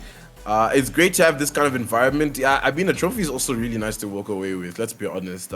It is. It's always something to put on your shelf and be like, hey, kids, when I was It's cool. you know, I But won a where I was trophy. going with this is that like Zahir in that last game you were mentioning he seemed so much more relaxed against Wiseman, right?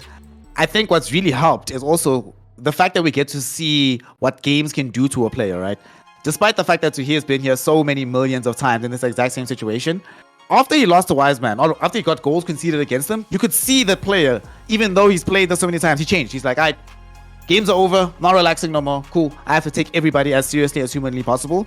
And it's good for Wiseman because now he knows that, hey, I can push Zahir to that limit. It's good for Zahir because it reminds him that, yo, I'm not in a situation where I'm just playing with random AI bots. These are still human beings. These are still people that are super dedicated to the game. They're very, very good. It's good for everyone around them because they can also see, yo, this Zahir guy is not immortal. He can bleed. So just by dint of that happening, even if Wiseman doesn't win, he adds prestige to the event because everybody takes it more seriously, recognizing that the gap between yourself and the really top of the mountain, not just in like your local scene, but the entire national scene as a whole, is just hours on the ball, more practice, and crucially, more experience in tournaments like this. So the more we do this, the higher the level goes, the greater challenges players like Zahir have to endure down the line because it only gets more difficult for them even as time goes on. And it's one of those as well, you know, when you're in this kind of situation, you have the opportunity to go to Zia and speak to him and be like, yo, dude, like, you're so good at the game. Like, what are you playing? What are the tournaments that you're in? You'll find out, you know, he's involved in XYZ. Maybe he's campaigning for the FIFA E. And you don't know about these things as these, you know, other university students. And it's good that the USSA is bringing them together here to find out about these new talents, find out about these people. Because we all know we have those homies that you'll be like chilling with and they'll be like, dude, I'm so good at FIFA, I can beat anybody, right? Okay, come here, come play. Let's see you beat Zia, for example, and then we can start having some discussions, right? So yeah, it's very interesting where it comes down to it, and it's obviously a great opportunity. And it's looking like we'll get back into it very, very soon. I see that the cams are back up, so we're just waiting for the players. They're coming back from a break, and then we're going to just dive right into it. But look, we've seen a couple of interesting goals so far. Any goals that have been, you know, let's say 2 highlight goals for you so far? Obviously, the Messi goal, the finesse goal, was truly, truly phenomenal. That was really something else. But one of my other favorite goals was the goal that Tate scored in his semi-final. That one where he gets the lob ball onto Nuno Mendes. No, it wasn't Nuno. He was playing, I forget who was on his wing. But he gets the lob ball, and then the ball comes back into the midfield, and the ball gets lobbed again to Mbappe. Then it goes into the back. It was like, oh, wow, this is really nice to watch. This is pretty cool. So for me, those are absolutely number 1 and 2. What about you, fam? What's your highlight so far? Definitely that Messi goal. It's in my head. It's living rent free because it just seemed really astounding. I'm struggling to remember what it was. I feel like we're talking about the same goal, that cross that came in, and then, you know, actually the goal that I won't forget is the rebound goal after the cross hits the post and then it goes back in. And then Mane's there. Oh, dude. Yeah, that one as well, just living rent free for me. It's it's a little bit unlucky, honestly. I am being informed that we can dip into a quick intermission. It does look like it might take a little bit longer than scheduled. So, oh, wait. I'm seeing the players sitting back down. I'm thinking we might actually go into this, so maybe we can just hold out for a little bit longer. The Snare Nintendo podcast will continue going. We haven't had a show in a while, so, you know, we're actually contractually obligated. We're out here producing again. You know what I'm actually really looking forward to seeing in this next leg, right? Is that Zahir's probably cooled down a little bit because he played that matchup against Wiseman and then immediately goes into playing Ducks, right? And then afterwards, he's probably looking, he's like, Tate Ducks, not really upsetting me as much as Wiseman was. Let me relax a bit. Maybe I can finally drink my Powerade. I'm gonna chill. I'm gonna hang out. And look, he's checking his messages right now. He's on the phone. He's hanging out. In the meantime, Tate was the one that's like, he's the one that's spending the entire time ramping up, right? Having the whole crew around him, all of them gassing him up, being like, come on, fam. You can do this. You've got this. I'm sure Wiseman is there being like, bro, listen, this is exactly how I scored against this guy right now. So I want to see them come in with different emotions into the second leg, especially considering that the way it's looking right now, If it ends with anything less than 4 goals in advantage at the end of the day for our boy on the big France team, if it ends in any way but that, then it's just a straight up victory for Zahir. But it looks like the calamity happened. The thing we were expecting finally hit. I think we might have to quickly just pull into intermission, just so we can quickly sort these things out. But yeah, guys, don't go anywhere. This is the University Sport South Africa FIFA 22 finals. We do have Zaire versus Tate Ducks. It's the Cape Peninsula University of Technology versus Stellenbosch University. Don't go anywhere. We'll be back after a quick intermission.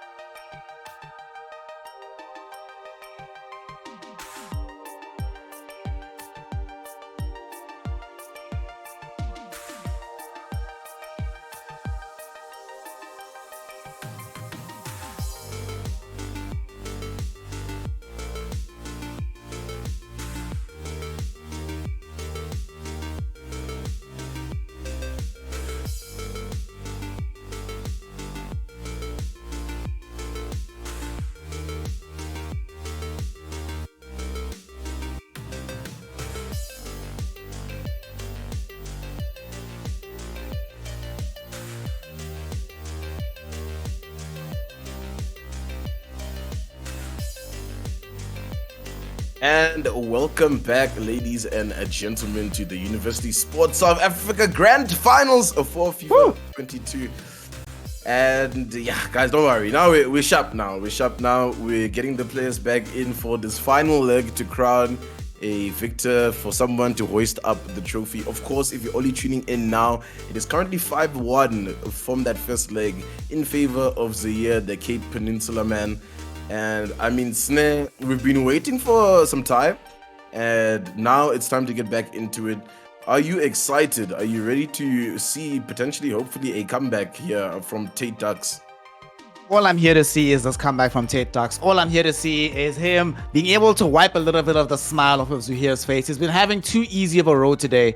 We saw him having to level up after dealing with Wiseman in the semifinals. I want to see him level up again here on Zuhair. But we've also seen Tate leveling up after a loss. So these are perfect situations. Tate gets better after losing. Zaire gets better after proving that you're a little bit of a challenge. So going into the second leg, it should be extremely, extremely hype. I also like that Tate is not deciding that, you know what, I lost, bro. I need to try and pick PSG. He's like, no. I picked France for a reason. I'm sticking to France. France is what got me here. If I go any further, France is what will get me out of the situation. So I am super excited to see, especially what his plan is going to be. There's no way that he hasn't been spending the last several minutes getting as much advice, understanding, and planning from the crew as humanly possible. So I want to see how that incorporates back into the game. Yeah, let's see what the Maltese man can do in this situation. I mean, I'm a little stressed. I'm feeling the stress right now. I don't want to lie to you. Like, honestly, it really depends. If we see another early goal from Zaire, I think we can start getting the tombstone and get ready, you know, with the procession, because it's not going to be looking good. Okay, well, that's also not looking good. It's still early. It's still okay. It's fine. Okay. Fine. Here we go. Shot. No That's all right. So I have a controversial opinion, right? In that I actually think it's worse for you mentally to miss what should have been a guaranteed goal and it doesn't go in, right? I think that breaks you a little bit more than sometimes conceding a goal, even, because now you start questioning your abilities going forward. It's one thing when you're like, well, this guy's cracked, and so here about to be cracked and goal, but great tackle from Jules Koundé there. But that would have really shattered some of his confidence because he looked so solid. But now he has to try and figure out a way to get back into those situations. And against a player like Zaire, those situations do not come along all that often. Yeah, you have to really grasp those situations. Zaire looking to get a little dangerous, but the defensive line holds out well. Kimpembe now will send it forward. Let's see if this can be a nice build-up play for Tate Ducks. He's got a couple of players up front. One's making the run in, but doesn't opt for it. Back to Benzema. Benzema, 4 defenders in front of him. Will pass to Coman. Coman looking to play it on the wing. Will send it back to Hernandez because there's just no room for him to work with. But Pogba's in! But Kimpembe, the brick wall, is just there. No way to get through. Oof, the brick wall indeed. Absolutely no passage through that. So now the question is, what's Zaire going to do from this position? He hasn't been able to score just yet. What? Yeah, that's offside. All right, ref, cool. No flop, G. No flop, you do you. Refs will let literal DDTs go through, but, you know, they won't. Some of the offsides, you'll be like, what? No ways, right? You're like, all right, cool. Well, this gives a lot of opportunity, though, towards Tate Ducks here to try and make something happen. Still early days. I just want to see him be the first one to get a goal through for himself. And with Benzema, he might be able to make it happen. I don't know about you, Tendo, but it looks like this coaching session might have been effective. For sure. Interceptions, his passing is good. His control in midfield is good. All right, okay, we're seeing it. Yeah, I mean, look, it feels a little bit cold right now. Oh! Goes wide. Nice attempt at least to, maybe wake up Zaire, because it feels like Zaire is a little bit asleep. It feels like there's just a little bit too much of a break there. He doesn't have that same momentum that he had earlier on. We'll see what he can do from this position with Neymar. Almost runs back into defender. Gueye now. Wijnaldum controlling it down the mid. Let's see who he releases to. Neymar. But there's just a line of defenders in front of him. Can he get past it? Does find the pass to Di Maria. Di Maria onto Mbappe. Neymar's also close by.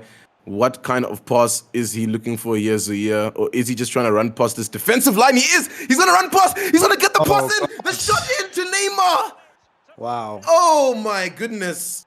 That's one. Oh That's my one for the gosh. highlight reels. The control on that ball. Look how many blue shirts are back here for France, but he just gets past them like they're not even there, Tendo. This passing accuracy we see coming out of Zahir still being absolutely impeccable. It's one of these situations where there's a universe where maybe he just draws the foul. You rather concede the penalty in that situation. That becomes a 50-50 rather than the guaranteed goal that ended up happening instead. Now he doesn't just have to claw back 4 goals. He has to claw back 5 here in this grand finals. A lot of work for him to do, and Zuhair's trying to make it even more difficult for him. Trying to lead this attack. It's not Messi, boss. It's not Messi. It's not Neymar. It's not the R9. It's not CR7. Relax, Zuhair. It's only a game, fam. It's only a game. It's end game, and Thanos is ahead of you, man. That's exactly what's happening here. Zia has just been a menace for Tate Ducks to deal with. The Stellenbosch man just struggling to really get a footing into this fixture. He's on an attack here, though. Let's see what can happen. Command on the ball. But just getting closed out. Maybe can run past a couple defenders. Oh, Pogba. Just unable to get that agility past the players. Now it's Mbappe and Neymar linking up here for Zia. But luckily, Kante kind of stops the momentum of that attack. But still in favor of Zia. Hey! Relax, brother. Relax, man. To be fair, Angel Di Maria is one of the players that can get off those finesse shots. But I've been very interested to see how Tate Ducks has been utilizing the N'Golo Kante player this time around. Before, he had him drop down pretty deep as the first line of defense for his pretty high block last time around. But now he's got the block a little bit lower and is allowing N'Golo Kante to come a little bit further up the pitch so that he's playing this more of the like sweeper 6 type of role. Okay, I see it. So far, it's not been necessarily that great at keeping out all the attacks, but it has been making it a little bit difficult for him to approach through the midfield. We can see that Zahir is opting instead to go side to side instead of trying to go through the middle as a result. Neymar, though, now on the ball, finds Mbappe, is able to get it into the box. Can't get past Kimpembe, but still on possession with Messi, who can get off these incredible shots. Somehow still on the ball, these dribbles, lashes out the ball. How did he get that shot off? Fortunately, with that much power, with that much accuracy and pace, I just don't understand. There's so many defenders in front of him, but hey, at least it's kept out here for Tate Ducks. Let's see if he can do anything from this counter attack. It's on to Command, finding Pogba. Nice little chip pass in. Benzema. Wait, what? Oh, the ball back into Pogba. Oh, what a goal. At first, I was like, eh? Benzema, what happened? But he was actually laying it over and releasing it to Pogba, running in at pace to send it into the bag. Okay, there's still a mountain for him to climb, but yeah, at least he's got the one. He got the one. The monkey's off his back. He can at least demonstrate that, listen, I scored, and it didn't take you scoring, what was it, 3 goals first before I scored my first one. Now I'm able to get one, draw parity, draw level, and this might be the spark. We saw in his own semi-final for Tate Ducks that the spark for him was getting that inaugural goal in the second leg, and suddenly things felt a lot smoother. Mbappe able to exploit space here on the wing. Will he be able to get past Nuno Mendes? We'll go for the straight up run. Somebody comes back. It's going to be N'Golo Kante, but bit of an errant ball going forward there. Unfortunately, Kante passes it immediately into the defensive player. And just like that, Tendo, the first half is over. It's 1-1. Still 4 goals that he needs to try and draw this one back level, but it's not so bad. It's not so bad, right? He's not getting blown out of the water this time around. Yeah, it's a little bit more manageable in terms of at least this scoreline in this fixture. It's not one of those scorelines that you'd get in over your head with as well. So as long as he's not too worried about climbing up that mountain of the amount of goals that Zia has behind his back, then he can still play a bit of a fair game. But Neymar looking dangerous. All right, kept out at least. He will be fine just for a second, but he's still onto possession. Mbappe looking to get the roulette around, but will not. Gets in front of a defender. Now Coman on it. And Coman has been very dangerous right now. He's been a bit of a struggle for Zaire to contain, I won't lie. But of course, Zaire has been really good at the defense in general. So even when Coman makes the runs, finds the space, it doesn't really lead to much. Okay, that was interesting. Great mistake from Zahir. He literally headed it right out. Yeah. I mean, maybe he's just feeling generous for the day. He's like, listen, fam, I interrupted your attack. Try again, bro. I got you. So, another run happening now. Mbappe needs some support here on this flank. Who is going to be there for him? Of course, N'Golo Kante is going to be the first port of call. Chouameni hoping to try and isolate Kingsley Coman, who cuts inside, so there's not as much space on the wing anymore. Kingsley Coman, though, nice little step over. Dude, if had he gone step over into Elastico, I think he actually gets that space, and then he gets the goal, but sadly, that's not the case. So now he has to contend with yet another opportunity coming in from Zahir on the other side. Zahir with the build-up play as well now. Messi on it. Looking for Mbappe. Mbappe, two options in front of him right now. We'll send it back to Messi. Messi to Gai. Let's see Wijnaldum the pass to Neymar. It's looking more and more dangerous for Tate Ducks the longer Zahir is in this position. But Zahir keeps running it back instead of pushing it forward. So it's giving a lot of time for the defenders to track back and pull up this defensive line. But maybe, like a surgeon, he'll break past it and find a way to insert. But not quite. As it will go out for a corner. Hugo Lloris got there in time, but he's still going to try again. Di Maria gets himself just possessed, but not really because Mbappe is still on the ball. Hugo Lloris goes and does things, and the slide tackle on the last defender after the goalkeeper keeps it to a corner kick. I thought for sure that was going to be a goal, but it's not. Angel Di Maria, can he make it one though? As being forced out by all of these blue shirts and N'Golo Kante. Honestly, right, if we have to give out MVP votes on these players, it has to be N'Golo Kante here for Tate Ducks. This guy has been bailing him out of trouble time and time again here in the second leg. Does so once more. Keeps it at 1-1, but unfortunately, Zahir spent so much time attacking that it has depleted the amount of time left for Tate Ducks to make his own attack. So he still needs to score 4 goals. A little bit of an early pass over there from Zahir. So we'll lose out on that, giving Tate a little bit of room to work with. Ooh! Pogba, just not enough pace to get onto that one. Kimpembe will muscle him out of it. Marquinhos, got to be careful back there, buddy. Let's see what happens now. It's another attack for Zahir. Can he make something happen from it? It's Neymar who's on the ball, running it in. A couple of white jerseys in front of him. A couple of options to work with. But he's looking to just run it in now. Oh my God. What was that run? Are you kidding me? Are you actually kidding me? Are you actually kidding me? He gets the ball from Wijnaldum to Neymar, and then Neymar just decides, you know, I've got 3 defenders in front of me and a goalkeeper. Who cares? Let's just go. I'm gonna get this goal. Let's just see what happens. And wow. But that's what's so frustrating about, you were talking earlier about the surprise thing that can come out of Zahir, nah? Yeah. Nobody expects you in that particular situation to just make the driven run and then try to cut in on the goal. You expect them, okay, cool, we're covering Mbappe, we have the angles covered here. He's just like, oh, let's just try this. Let's just make this happen. And now you have the situation where you have only 20 minutes remaining. Yet again, we've had to bring off Kingsley Coman, given that his lack of energy at this stage of the game. We've brought on Diaby. We've brought on Antoine Griezmann as well. But now we lack the pace of Coman, and we lack the passing solidity, which has been very, very beneficial this game, of Paul Pogba. The question is, how will he be able to slot in the new players here? Benzema actually has space to run with. Yet again, remember we spoke about it. You have to play yourself, right? Firstly, he gets the space and he's like, I should just run. But he tries to go for an elastico because he thinks he has to dribble, but he doesn't. He could have just made the bounding run in the same way we just saw Zahir make the bounding run with Neymar. Yeah, just like you said, outplaying himself, overthinking some of these situations. Mbappe is on it. Mbappe is looking dangerous. He's just got an option. He is looking for it, but it's just a little bit too wide there for Messi to get onto it. He will recover. It's now Neymar with an interesting pass to Mbappe. It will be spotted out.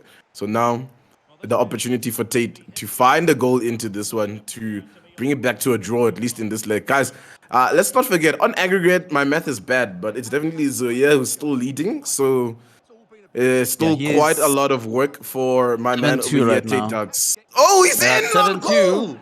Hey, 7-3. There we go. 7-3. Diaby, the player that I was a little bit concerned about with the lack of Kingsley Coman, he demonstrates why he's in the team. Might lack the pace, but has slightly better finishing and better attack positioning. So gets himself into the goal-scoring position. It's 2-2. This is so reminiscent of semi-final number 2, where the first game, very, very destructive in the front of goal for Zahir. The second game, getting a lot closer. The opponent able to catch up. And it's not like Zahir has necessarily let off a level, right? He's still playing the same style, but Tate is adapting. Tate is getting better. And now you start to wonder, man, if Tate is allowed to play against Zahir over and over again for weeks on end, not just for a weekend, how much more would Tate be able to challenge Zahir in this situation, given that it's only 2-2? Not enough time, I think, to get all the goals back that he needs, but certainly enough time to get one more and at least put himself on the FIFA map at the very close of the USSA tournament. He's definitely made the University of Stellenbosch proud here. And just his play up against the Cape Peninsula, man, because yeah, so he has just been an unstoppable machine the whole weekend. And Sonorama That's a will try. dive That's to a get try. that.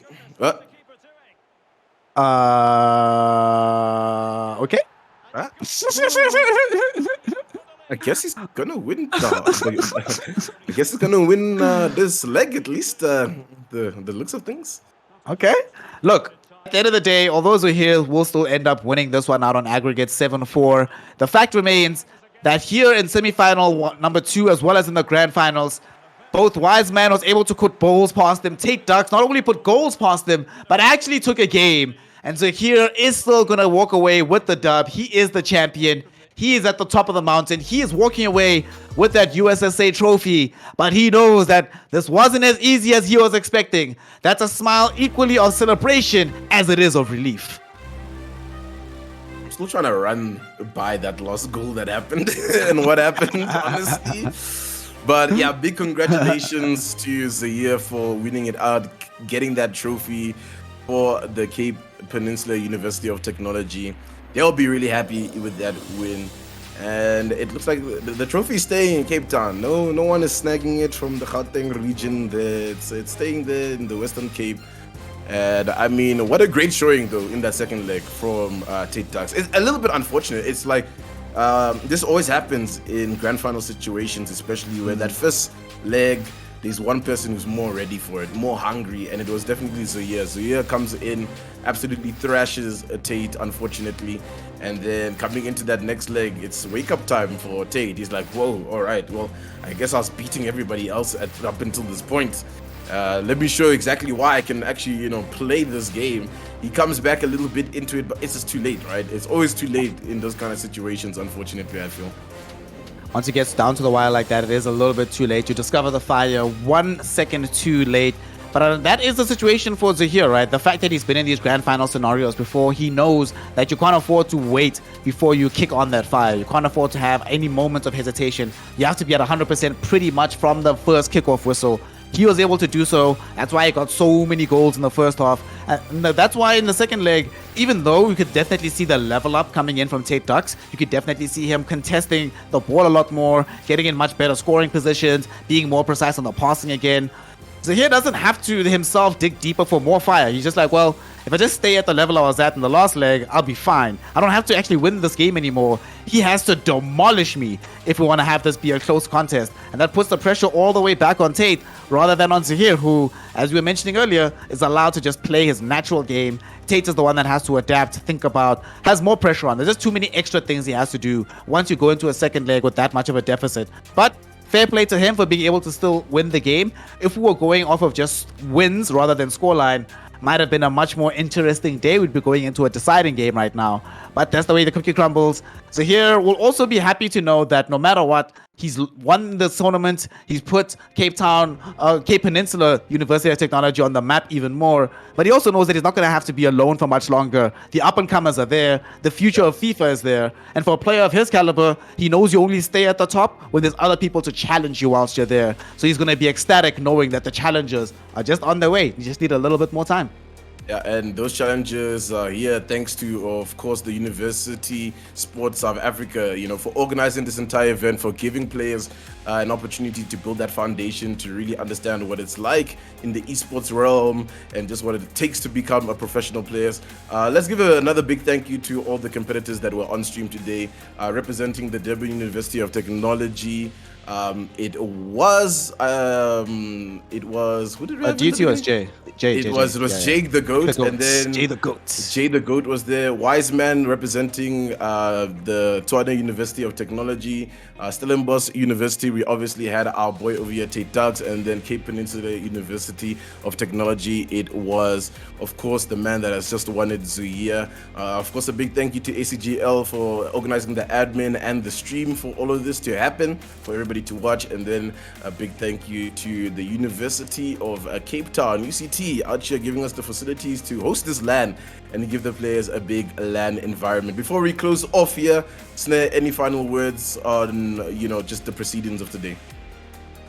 I would say final words is that today was a demonstration of why time and effort is never really wasted.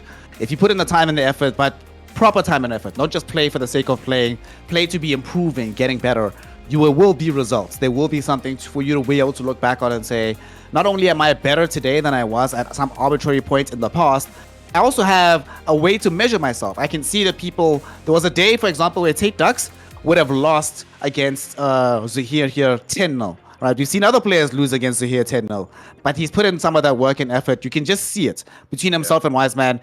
Make that deficit a lot shaved. There's somebody else who's going to be coming up who's going to make it a much more challenging affair for Zahir. So the thing that I love from what we've seen today is that we've seen the up-and-comers. We've seen that they have the dedication, the skill, and the talent to be able to go far in this game and in any game, really. So I'm very happy to just see that the future is in safe hands in FIFA 22 in this country. So just a good day, an uplifting day, and a very optimistic day for the future.